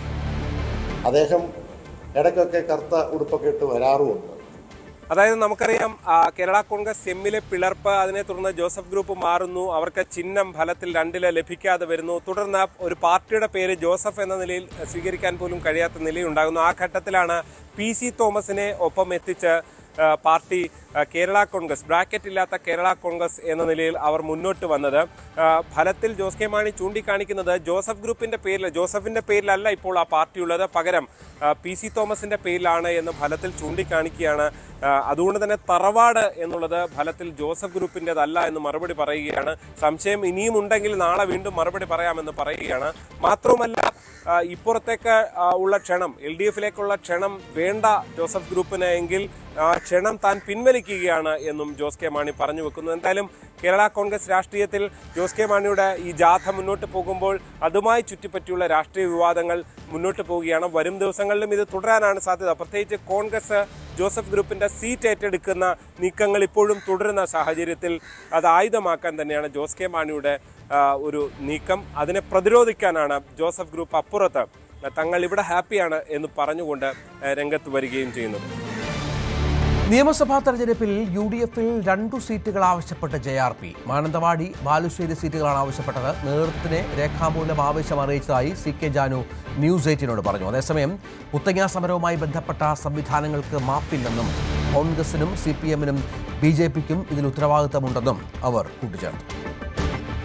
തെരഞ്ഞെടുപ്പിനുള്ള തയ്യാറെടുപ്പുകളിലേക്ക് മുന്നണികളും പാർട്ടികളും നീങ്ങുമ്പോൾ നമുക്കൊപ്പം JRP നേതാവ് CK ജാനു ആണുള്ളത്. പുതിയ മുന്നണിയിലേക്ക് എത്തിക്കഴിഞ്ഞിരിക്കുന്നു. എങ്ങനെയാണ് ഈ മുന്നണിയുടെ ഒരു പ്രതീക്ഷകൾ? എന്താണ് ഈ മുന്നണിയിലേക്ക് വരാനുണ്ടായ ഒരു സാഹചര്യം? മുന്നണിയിൽ നല്ലൊരു പ്രതീക്ഷയുണ്ട്. അതായത് ഒരു ജനാധിപത്യ സഖ്യം, അതിനകത്ത് നമ്മൾ പറയുന്ന കാര്യങ്ങൾ കേൾക്കാനുള്ള ഒരു ജനാധിപത്യ മര്യാദ കാണിക്കുന്നുണ്ട്. ഇപ്പോൾ കഴിഞ്ഞ കാലങ്ങളിൽ നമ്മളൊക്കെ നടത്തിയ സമരത്തിൻ്റെ ഭാഗമായിട്ട് ഒരുപാട് കാര്യങ്ങൾ തീരുമാനമെടുക്കുകയോ അത് പ്രാവർത്തികമാകുകയോ ആളുകൾക്ക് പ്രയോജനം എത്തുകയും ചെയ്തത് UDF മുന്നണിയുടെ കാലഘട്ടത്തിൽ തന്നെയായിരുന്നു ശരിക്കും ആ ഒരു കാര്യങ്ങൾ വന്നത്. അതുകൊണ്ട് ആ ഒരു മുന്നണിക്കൊപ്പം നിൽക്കുമ്പോൾ നമ്മളുടെ ഇനി ഒരുപാട് കാര്യങ്ങൾക്ക് പരിഹാരം ഉണ്ടാക്കാൻ സാധിക്കുമെന്നുള്ള ഉറച്ച വിശ്വാസം ഞങ്ങൾക്കുണ്ട്. അതിൻ്റെ അടിസ്ഥാനത്തിലാണ് ജനാധിപത്യ രാഷ്ട്രീയ പാർട്ടി ഇങ്ങനെ ഒരു നിലപാടെടുക്കുകയും അതിനോടൊപ്പം നിൽക്കുകയും ചെയ്യുന്ന ഒരു സമീപനം സ്വീകരിച്ചിട്ടുള്ളത്. എന്തായാലും ഇന്ന് ഞങ്ങളുടെ കേരളത്തിലുള്ള 14 ജില്ലയിലുള്ള ജില്ലാ കമ്മിറ്റി പൂർത്തീകരിച്ചു. അതിൻ്റെ നേതാക്കന്മാരായിട്ടുള്ള ആളുകളുടെ ഒരു മീറ്റിംഗാണ് ഇവിടെ നടന്നത്. ഈ ജില്ലാ കമ്മിറ്റി മീറ്റിംഗിൽ തീരുമാനമാക്കിയത് ശരിക്കും UDF സ്ഥാനാർത്ഥികളെ ജയിപ്പിച്ച് അധികാരത്തിലേക്ക് ഏറ്റുന്ന ഒരു ദൗത്യം ഈ ആളുകളുടെ നേതൃത്വത്തിൽ ഉത്തരവാദിത്തമായിട്ട് നടത്തുന്ന ഒരു സമീപനം, അതാണ് ഇന്നത്തെ മീറ്റിംഗിൽ വളരെ കൃത്യമായിട്ട് ചർച്ച ചെയ്തത്. ആളുകൾ താഴെത്തട്ട് തുടങ്ങിയുള്ള ഒരു യുദ്ധകാല അടിസ്ഥാനത്തിലുള്ള ഒരു വർക്കിലേക്ക് ഇപ്പം നീങ്ങുവാണ് JRP അടക്കമുള്ള ആളുകൾ. എത്ര സീറ്റുകളുടെ കാര്യത്തിൽ എന്തെങ്കിലും ധാരണയുണ്ടോ? എവിടെ മത്സരിക്കാനാണ്? എന്തായാലും ഒരു രാഷ്ട്രീയ പാർട്ടി എന്ന രീതിയിൽ തെരഞ്ഞെടുപ്പിനെ ഒഴിവാക്കാൻ പറ്റില്ല. എവിടെയൊക്കെയാണ് മത്സരിക്കാൻ താല്പര്യമുള്ളത്? ഇപ്പോൾ നമ്മൾ 2 സീറ്റാണ് ആവശ്യപ്പെട്ടിരിക്കുന്നത്. ഒന്ന് ബാലുശ്ശേരിയും ഒന്ന് മാനന്തവാടി മണ്ഡലവുമാണ് നമ്മൾ ആവശ്യപ്പെട്ടിരിക്കുന്നത്. അപ്പോൾ അതിന് അവർ രേഖാമൂലം ലെറ്റർ കാര്യങ്ങൾ കൊടുക്കാൻ പറഞ്ഞു. ഞങ്ങൾ കൊടുത്തിട്ടുണ്ട്. അടുത്ത നാളുകൾ അതിൻ്റെ ഒരു ചർച്ചയുണ്ട്. അപ്പോൾ ആ ചർച്ചയിലൂടെയൊക്കെ ഇത് നമുക്ക് അനുകൂലമായിട്ടുള്ള ഒരു നല്ല നിലപാട് വരും. നമ്മൾ കൊടുത്തപ്പോൾ ആരും എതിരായിട്ടുള്ള ഒരു അഭിപ്രായ പ്രകടനം അതൊന്നും നടന്നിട്ടില്ല. ഇതിപ്പോൾ നേരത്തെ മുന്നണിയിലേക്ക് വരുന്ന സമയത്ത് ധാരണകൾ ഉണ്ടായിരുന്നോ? അല്ലെങ്കിൽ മത്സരിക്കാൻ തരുന്ന സീറ്റുകളുടെ കാര്യത്തിൽ, അല്ലെങ്കിൽ എവിടെ തരും, അങ്ങനെ എന്തെങ്കിലും ചർച്ചകളുടെ അടിസ്ഥാനത്തിലായിരുന്നോ വന്നോ? ഇല്ല, അങ്ങനെ ഒരു ചർച്ചകളുടെ അടിസ്ഥാനത്തില്ല. മുന്നണിയിലേക്ക് വരിക എന്നുള്ള ഒരു ചർച്ച മാത്രമാണ് നടന്നിട്ടുള്ളൂ. അതിനുശേഷമാണ് പിന്നീട് ഈ സീറ്റ് പോലെയുള്ള ഒരു സംഭവത്തിൻ്റെ ഇതിലേക്കൊക്കെ JRP തീരുമാനം എടുത്തിട്ടാണ് അറിയിക്കുന്നത്. ഒരു സീറ്റെങ്കിലും വേണം, അതോ 2 സീറ്റും വേണം എന്ന് തന്നെയാണോ JRP? 2 സീറ്റും വേണം എന്നുള്ള അഭിപ്രായത്തിലാണല്ലോ കൊടുക്കുന്നത്. അല്ലാതെ അതിൽ ഒരു വീഴ്ച എന്നല്ല, കാരണം അതിനുള്ള ശക്തിയുണ്ട്. അവര് നമ്മളെ പരിഗണിക്കണം, ആ രീതിയിലേക്ക് പരിഗണിക്കണം. ഈ 2 സീറ്റുകൾക്കുള്ളൊരു സ്വാധീനം ശേഷിയൊക്കെ ഉണ്ട്, വളരെ കൃത്യമായിട്ടുണ്ട്. ഉള്ളതുകൊണ്ട് തന്നെയാണ് ഇടപെടൽ നടത്തിയത്. ഈ മാനന്തവാടി പോലുള്ള ഇടങ്ങൾക്ക് ഒരു സ്വാധീന മേഖലയെന്ന് പറയാം. ഈ ബാലുശ്ശേരിയിൽ നല്ല സ്വാധീന മേഖലയാണുള്ളത്. നല്ല വോട്ട് പാറ്റേൺ JRP. CK ജാനുവാണ് UDFന്റെ അസോസിയേറ്റ് മെമ്പർ കൂടിയാണ് CK ജാനുവിന്റെ പാർട്ടി. ആലപ്പുഴ പല്ലനയിൽ തെരുവുനായ ആക്രമണത്തിൽ വീടിന്റെ ടെറസിൽ നിന്ന് വീണ് ശരീരം തളർന്നുപോയ മത്സ്യത്തൊഴിലാളി കുട്ടിയുടെ കുടുംബത്തെ കബളിപ്പിച്ച സർക്കാർ. കുട്ടിയുടെ ചികിത്സ സർക്കാർ ഏറ്റെടുക്കുമെന്ന ഫിഷറീസ് മന്ത്രി സജി ചെറിയാന്റെ പ്രഖ്യാപനവും പാഴ്വാക്കായി. ആശുപത്രി ബിൽ 14 ലക്ഷമായതോടെ ചികിത്സ പൂർത്തിയാക്കാതെ ഡിസ്ചാർജ് വാങ്ങുകയായിരുന്നു കുടുംബം. സ്വർണം പണയം വെച്ചും ബന്ധുക്കളിൽ നിന്നും കടം വാങ്ങിയുമാണ് തുക അടച്ചത്. സർക്കാർ സഹായം പ്രഖ്യാപിച്ചതോടെ പൊതുജനങ്ങളുടെ സഹായവും കിട്ടാത്ത അവസ്ഥയായി. ശരണ്യ സ്നേഹജന്റെ റിപ്പോർട്ട്. ഇത് എൻ്റെ ശ്രദ്ധയിൽ ഒരു ചാനൽ പെടുത്തി. അപ്പോൾ തന്നെ ഞാൻ അവിടെ ബന്ധപ്പെട്ട പഞ്ചായത്ത് പ്രസിഡന്റിനെ, പഞ്ചായത്ത് ഭാരവാഹികളെ, ബന്ധപ്പെട്ടവരെല്ലാം വിളിച്ചു. അവർക്ക് അടിയന്തരമായ സാമ്പത്തിക സഹായം ഇപ്പോൾ ഓൾറെഡി തന്നെ അവർ ഒരു 3 ലക്ഷം രൂപയാണ് കളക്ട് ചെയ്ത് അവർ കൊടുക്കുന്നതാണ് മനസ്സിലാക്കുന്നത്. ഈ കുട്ടി ഇപ്പോൾ ചികിത്സിക്കുന്നത് തിരുവല്ലയിലെ ഒരു സ്വകാര്യ ആശുപത്രിയിലാണ്. അവിടുത്തെ പ്രധാനപ്പെട്ടവരെല്ലാം ഞാൻ തന്നെ വിളിച്ചു. അവർ സാമ്പത്തികം നോക്കേണ്ട കാര്യമില്ല, അവർക്ക് എല്ലാ ചികിത്സാ സൗകര്യം ചെയ്തു കൊടുക്കണമെന്ന് ഇപ്പോൾ ഞാൻ തന്നെ നിർദ്ദേശിച്ചിട്ടുണ്ട്. 2023 ജൂൺ 26 ആലപ്പുഴ പല്ലന സ്വദേശിയായ 17 വയസ്സുകാരൻ തെരുവുനായ ആക്രമണത്തിൽ ഗുരുതരമായ പരിക്കേൽക്കുന്നത്. അതായത് രാത്രി പുറത്തേക്ക് ഇറങ്ങിയ കുട്ടിയെ തെരുവുനായ പിന്തുടരുകയും കുട്ടി ടെറസിന്റെ മുകളിൽ ഓടിക്കേറി അവിടെയും തെരുവുനായ ആക്രമണം ഉണ്ടായി. അങ്ങനെ മുകളിൽ നിന്ന് കുഞ്ഞ് നടുവടിച്ച് താഴേക്ക് വീഴുകയായിരുന്നു. ആ വീഴ്ചയിൽ ചലനശേഷി അടക്കം കുട്ടിയുടെ നഷ്ടപ്പെടുന്ന ഒരു സാഹചര്യമുണ്ടായി. ആ സംഭവവുമായി ബന്ധപ്പെട്ടുള്ള വാർത്തകൾ പുറത്തു വന്ന ഘട്ടത്തിലാണ് സർക്കാരിൻ്റെതായ ഒരു ഇടപെടൽ അന്ന് ഉണ്ടായത്. അതായത് ഫിഷറീസ് മന്ത്രി, ജില്ലയിലെ മന്ത്രി കൂടിയാണ് ഫിഷറീസ് മന്ത്രിയായ സജി ചെറിയാൻ, കുട്ടിയുടെ ചികിത്സ മുഴുവൻ സർക്കാർ ഏറ്റെടുക്കുമെന്ന് അദ്ദേഹം പറയുകയും ചെയ്തിരുന്നു. എന്നാൽ ആ ഒരു സഹായം സർക്കാരിൻ്റെ ഭാഗത്തു നിന്ന് ഉണ്ടായില്ല എന്നുള്ളതാണ് ഏറ്റവും വലിയ ദുഃഖകരമായ കാര്യം. അതിൽ തന്നെ നമ്മളോടൊപ്പം ഈ 2 വർഷങ്ങൾക്ക് ശേഷം ഈ 2 വർഷം വരെ ഈ കുടുംബം സഹായങ്ങൾക്കായി കാത്തു നിന്നു എന്നുള്ളതാണ്. അതായത് ലക്ഷക്കണക്കിന് രൂപ ഇവർക്ക് ഈ മത്സ്യത്തൊഴിലാളി കുടുംബത്തിന് ചികിത്സയ്ക്കായി വേണ്ടി വന്നു. അവരുടെ ഒരു അവസ്ഥ എന്താണെന്നുള്ളത് ന്യൂസ് 8 ഇപ്പോൾ മാധ്യമം പുറത്തേക്ക് കൊണ്ടുവരികയാണ്. നിലവിലത്തെ ഒരു അവസ്ഥയിൽ നിങ്ങൾ എങ്ങനെയാണ് കടന്നു പോകുന്നത്? അതെന്ന് വെച്ചാൽ ഈ സഹോദരങ്ങൾ അവരെല്ലാം സ്വർണ്ണമൊക്കെ പണയം വെച്ചാണ് ഞങ്ങൾക്ക് തരുന്നത്. കിടക്കാൻ ഒരു വീട് പോലും ഇല്ല, കയറി കിടക്കാൻ വിൽക്കുക വരെ ചെയ്ത് ഞങ്ങള് സ്വർണം വിറ്റ് ആ രാത്രി സമയത്ത് ഞങ്ങൾ ഇവിടെ നിന്ന് ഞങ്ങളുടെ ഒരു ഫൈനാൻസുകാരൻ ഇവിടെ ഉണ്ടായിരുന്നു, അയാൾ വരെ അക്കൗണ്ടിൽ കാശിട്ട് തന്നു. അതായത് ആശുപത്രിയിൽ നിന്നും പറഞ്ഞ സമയത്തൊന്നും സർക്കാരിന്റെ ഭാഗത്ത് നിങ്ങൾക്ക് സഹായം കിട്ടിയില്ല. ഞങ്ങൾക്കൊരു പ്രതീക്ഷ എന്ന് പറയുന്നത് ഞങ്ങൾ ഈ ഡിസ്ചാർജ് ആയ സമയത്തെങ്കിലും സർക്കാരിൽ നിന്ന് പിന്നെ അവിടെ പണം കൊടുത്തിട്ടുണ്ടെന്നുള്ളതായിരുന്നു. പക്ഷേ അതൊന്നും കിട്ടാതെ വന്നപ്പോഴത്തേക്ക് ഈ പോയ കുഞ്ഞുങ്ങൾ വിളിച്ച് ഇവിടോട്ടാണ് വിളിച്ച് പറഞ്ഞപ്പോഴാണ് ഉള്ളവരുടെ കയ്യിൽ നിന്നൊക്കെ ഇവരുടെയൊക്കെ കയ്യിൽ നിന്ന് സ്വർണം മേടിച്ചതും ഈ ഫൈനാൻസിൽ കൊണ്ടുപോയി പണയം വെച്ചതും അയാൾ ലാസ്റ്റ് തികയാതെ വന്നപ്പോൾ ആ മനുഷ്യനും 50,000 രൂപ ഇട്ട് കൊടുത്ത്. അതായത് ആശുപത്രിയിൽ നിന്ന് നിങ്ങൾ ആശുപത്രിയിൽ എത്ര നാൾ കിടന്നു? 1 വർഷത്തോളം കിടന്നു ഞങ്ങൾ. ഈ 1 വർഷം കിടക്കുമ്പോൾ ഒരു ഘട്ടത്തിലും ഈ തിരുവല്ലയിലായിരുന്നല്ലേ നിങ്ങൾ ഉണ്ടായിരുന്നത്? മന്ത്രി നിങ്ങളെ കാണാനോ എന്തെങ്കിലും ശ്രമം ഉണ്ടായോ? ഇല്ല, വന്നില്ല. നിങ്ങൾ മന്ത്രി ഓഫീസിൽ ബന്ധപ്പെട്ടിട്ടില്ലേ ഈ സഹായവും കിട്ടുമെന്നുള്ള കാര്യങ്ങൾ? പറഞ്ഞു. മനുവിനെയാണ് ഞാൻ ഈ വിളിച്ച് ഓരോ കാര്യങ്ങൾ പറയുന്നത്. മന്ത്രിയുടെ ഓഫീസിലെ സ്റ്റാഫിനെയാണ് വിളിച്ച് പറയുന്നത്. അപ്പം മനു പറയുന്നത് അത് അവർ ചെയ്യും പേടിക്കേണ്ട ചെയ്യും പോകുന്നതിനുള്ളിൽ എല്ലാം റെഡിയാക്കി പിന്നെ ബില്ലടക്കി വന്നാ പറയുന്നത്. അതായത് പ്രദേശത്ത് പഞ്ചായത്ത് പ്രസിഡന്റ് ഉൾപ്പെടെയുള്ളവർ സർക്കാരുമായി ബന്ധപ്പെടുന്നുണ്ടായിരുന്നു. അത്തരത്തിലൊരു യോഗമൊക്കെ വിളിച്ചിട്ടാണ് നിങ്ങൾ കുട്ടിയുടെ ചികിത്സാ സഹായം ഏറ്റെടുക്കുന്നത് അല്ലേ? അതിനുശേഷം പിന്നീട് ആശുപത്രിയിൽ നിങ്ങൾ എത്ര കാലം കിടന്നു? 1 വർഷത്തോളം കിടന്നു. ആശുപത്രിയിൽ ഡിസ്ചാർജ് ചെയ്യാൻ പോകുമ്പോൾ നിങ്ങളുടെ സാഹചര്യം എന്താ? ഡിസ്ചാർജ് ചെയ്യാൻ പോകുമ്പോൾ ഉള്ളത് പറഞ്ഞ ഞങ്ങൾ പണവുമായിട്ടല്ല പോയിരുന്നു. ഇവിടെ 2.5 ലക്ഷം രൂപയുണ്ടായിരുന്നു. ഈ 2.5 ലക്ഷം രൂപയാണ് ഞാൻ കളക്ട് ചെയ്ത് കിട്ടിയത്. ഈ പരിസരത്തുള്ളവരെല്ലാം കൂടെ എല്ലാവരും സഹായിച്ച 2.5 ലക്ഷം രൂപയും കൊണ്ടാണ് ഈ കൊച്ചുങ്ങൾ ഇവനെ കൊണ്ടുവരാനായിട്ട്. അപ്പൊ ഇതുങ്ങളെല്ലാം ആശുപത്രിയിലാണല്ലോ തന്തയും തള്ളേ. ഈ കാശും കൊണ്ട് പോകുമ്പോഴാണ് ഈ കൊച്ചു വിളിച്ച് എന്നോട് പറയുന്നത്, ചേച്ചി ഇന്നതുപോലെയാണ്, സർക്കാരിന്റെ ഭാഗത്തുനിന്ന് 1 രൂപ പോലും ഇവന് കിട്ടിയിട്ടില്ല, അത് നമ്മൾ ഇത്രയും ബില്ല് അടച്ചു വേണം ഇവനെ കൊണ്ടുവരാനെന്ന് പറഞ്ഞു. 15 ലക്ഷം രൂപയുടെ അടുത്ത് വേണമെന്ന് പറഞ്ഞു. അവിടുന്ന് ഞങ്ങൾ എന്ത് ചെയ്ത്, ഞാൻ അവിടുന്ന് ഇവളോട്, അപ്പൊ എൻ്റെ ചേച്ചിയുടെ മരുമോളുണ്ടായിരുന്നു, എൻ്റെ ആങ്ങളുടെ മോണ്ട്, ഞങ്ങളുടെ കുടുംബത്തെ 2-3 കുഞ്ഞുങ്ങളുമായിട്ടാണ് പോയിരിക്കുന്നത്. അതുങ്ങൾ ഉള്ള സമയം കൊണ്ട് സ്വർണവും കൊണ്ട് ഇതുങ്ങൾ ആ പോയ കാറേ തന്നെ പല ജുവലറിയിലും കയറി. എന്തിനാ അതുങ്ങളുടെ ദേഹത്ത് കിടക്കുന്ന സ്വർണം വിറ്റ് കുഞ്ഞിനെ കൊണ്ടുവരാം. പക്ഷെ ആ സമയത്തൊന്നും അന്ന് കൊച്ചായിരുന്നു ഉണ്ടായിരുന്നത്. ആ സമയത്ത് അതൊന്നും പറ്റിയില്ല. അവിടുന്ന് പിന്നെ സ്വർണ്ണക്കടക്കാരൻ ഇവിടോട്ട് വിളിച്ച് പറഞ്ഞ് ഞങ്ങളുടെ കുറേ സ്വർണ്ണമുണ്ട്, അത് കൊണ്ടുവന്ന് ഞങ്ങൾ ഇവിടെ വെക്കുക. ഈ സ്വർണം കൊണ്ടുവന്ന് ഇവിടെ ഈ തിരിച്ച് ഞങ്ങൾ കുഞ്ഞിനെ ഒന്ന് കൊണ്ടുവരാൻ വേണ്ടി അങ്ങനെ അയാൾ കുറച്ച് കാശിട്ട് പിന്നെ എങ്ങനെയൊക്കെയോ ആണോ ഈ ഇരുന്ന കാശും പിന്നെ ഈ സ്വർണം ലാസ്റ്റ് വിറ്റ് അങ്ങനെയാണ് ഞങ്ങൾ അവിടുത്തെ ബില്ല് അടയ്ക്കുന്നത്. അതായത് ഇവർക്കെല്ലാം പണം തിരികെ നൽകേണ്ടതുമാണ്. ഇപ്പോഴും ഉണ്ട്, ഇപ്പോഴും കടത്തിൽ തന്നെയാണ്. ഞങ്ങൾ ഒരുപാട് ഞങ്ങളെ കൊണ്ടൊന്നും പറ്റത്തില്ല. കാരണം ഞങ്ങൾ വെറും യൂണിവേഴ്സിലേക്ക് പോകാനായിട്ട്, നിങ്ങൾ ആശുപത്രിയിലേക്ക് പോകാനായിട്ട് ആശുപത്രി എന്നെ സജസ്റ്റ് ചെയ്തത് ഈ മന്ത്രിയുടെ ഓഫീസിനൊക്കെ ഇടപെടലായിരുന്നു അല്ലേ? അന്ന് ഞങ്ങൾ ആശുപത്രി കടന്നു കഴിഞ്ഞപ്പോഴല്ലേ ഇങ്ങനെ വന്ന് പറയുന്നത്. നമുക്ക് അറിയത്തില്ലായിരുന്നു അന്നേരം. അന്ന് നിങ്ങൾ ആശുപത്രിയിൽ ചികിത്സയിലാണ്, അത് ശരിയാണ്. അത് മാത്രമല്ല പിന്നീട് മന്ത്രിയുടെ ഓഫീസ് നിങ്ങളെ ബന്ധപ്പെട്ടിട്ടുണ്ട്. ഞാൻ വിളിച്ച് പറയുമായിരുന്നല്ലോ, ഈ മനുവിനെയാണ് വിളിച്ച് പറയുന്നത്. അന്നേരം ആ മനു അന്നേരം പറയാം അത് ചെയ്യോ, അത് ചെയ്യാതിരിക്കത്തില്ല മന്ത്രി, അങ്ങനെ. ഏറ്റവും കൂടുതൽ 80,000 രൂപ മാത്രം തരുമ്പോ എന്താ പറയുന്നത്? 40,000 വെച്ചാ ഈ തരുന്നോണ്ടിരുന്നത്. ആദ്യം ഒരു 40,000 വന്ന് അത് ഈ ഞങ്ങളുടെ വിനോദ് സാറല്ല അതുമായിട്ട് പഞ്ചായത്ത് പ്രസിഡന്റ്.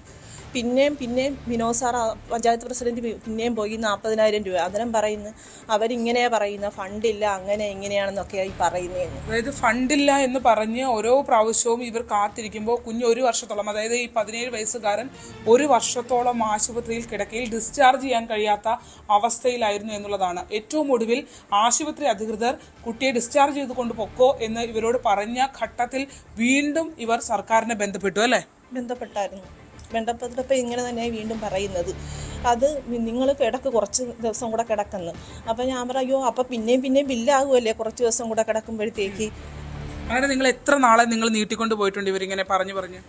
പിന്നെ ഒരു 8 മാസം മുതലേ ഞങ്ങൾ പറയുക ഈ പോണം വീട്ടിലോട്ട് പോകണം, മോന് പരീക്ഷയാ എന്ന് ഞാൻ പറഞ്ഞു. മോന് പരീക്ഷ എഴുതണം, മോന് എക്സാം എഴുതണമെന്ന് പറഞ്ഞു. അപ്പോൾ അവരും അവിടെ പഠിപ്പിച്ചപ്പോഴും അവർ പറഞ്ഞു ആ എക്സാം എഴുതണം കേട്ടോ സൂരജ് എക്സാം എഴുതണം വീട്ടിൽ പോയെന്ന് പറഞ്ഞു. അങ്ങനെ അപ്പോൾ പിന്നെ പറഞ്ഞെങ്കിൽ വീട്ടിൽ പോയി തെറാപ്പിയൊക്കെ ചെയ്താൽ മതി, ഇനി അഥവാ എന്തെങ്കിലും പ്രശ്നം വന്നാൽ ആശുപത്രിയിലോട്ട് വന്നാൽ മതി, ചെക്കപ്പിനൊക്കെ ചെന്നാൽ മതി എന്ന് പറഞ്ഞു. ഞങ്ങളങ്ങനെ ചെക്കപ്പിന് പോയിക്കൊണ്ടിരിക്കുമായിരുന്നു ആശുപത്രിയിൽ.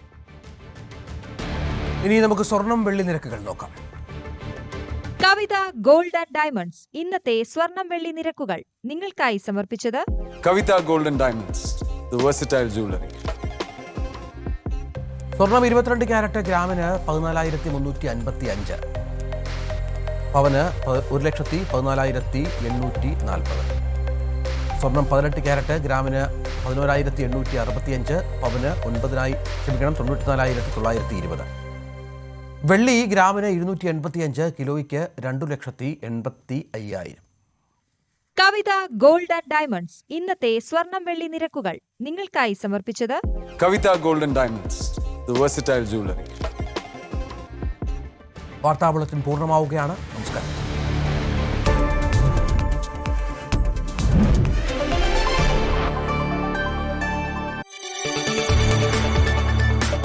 കൂടുതൽ വാർത്തകൾക്ക് news 18 Keralam YouTube channel subscribe ചെയ്യുക.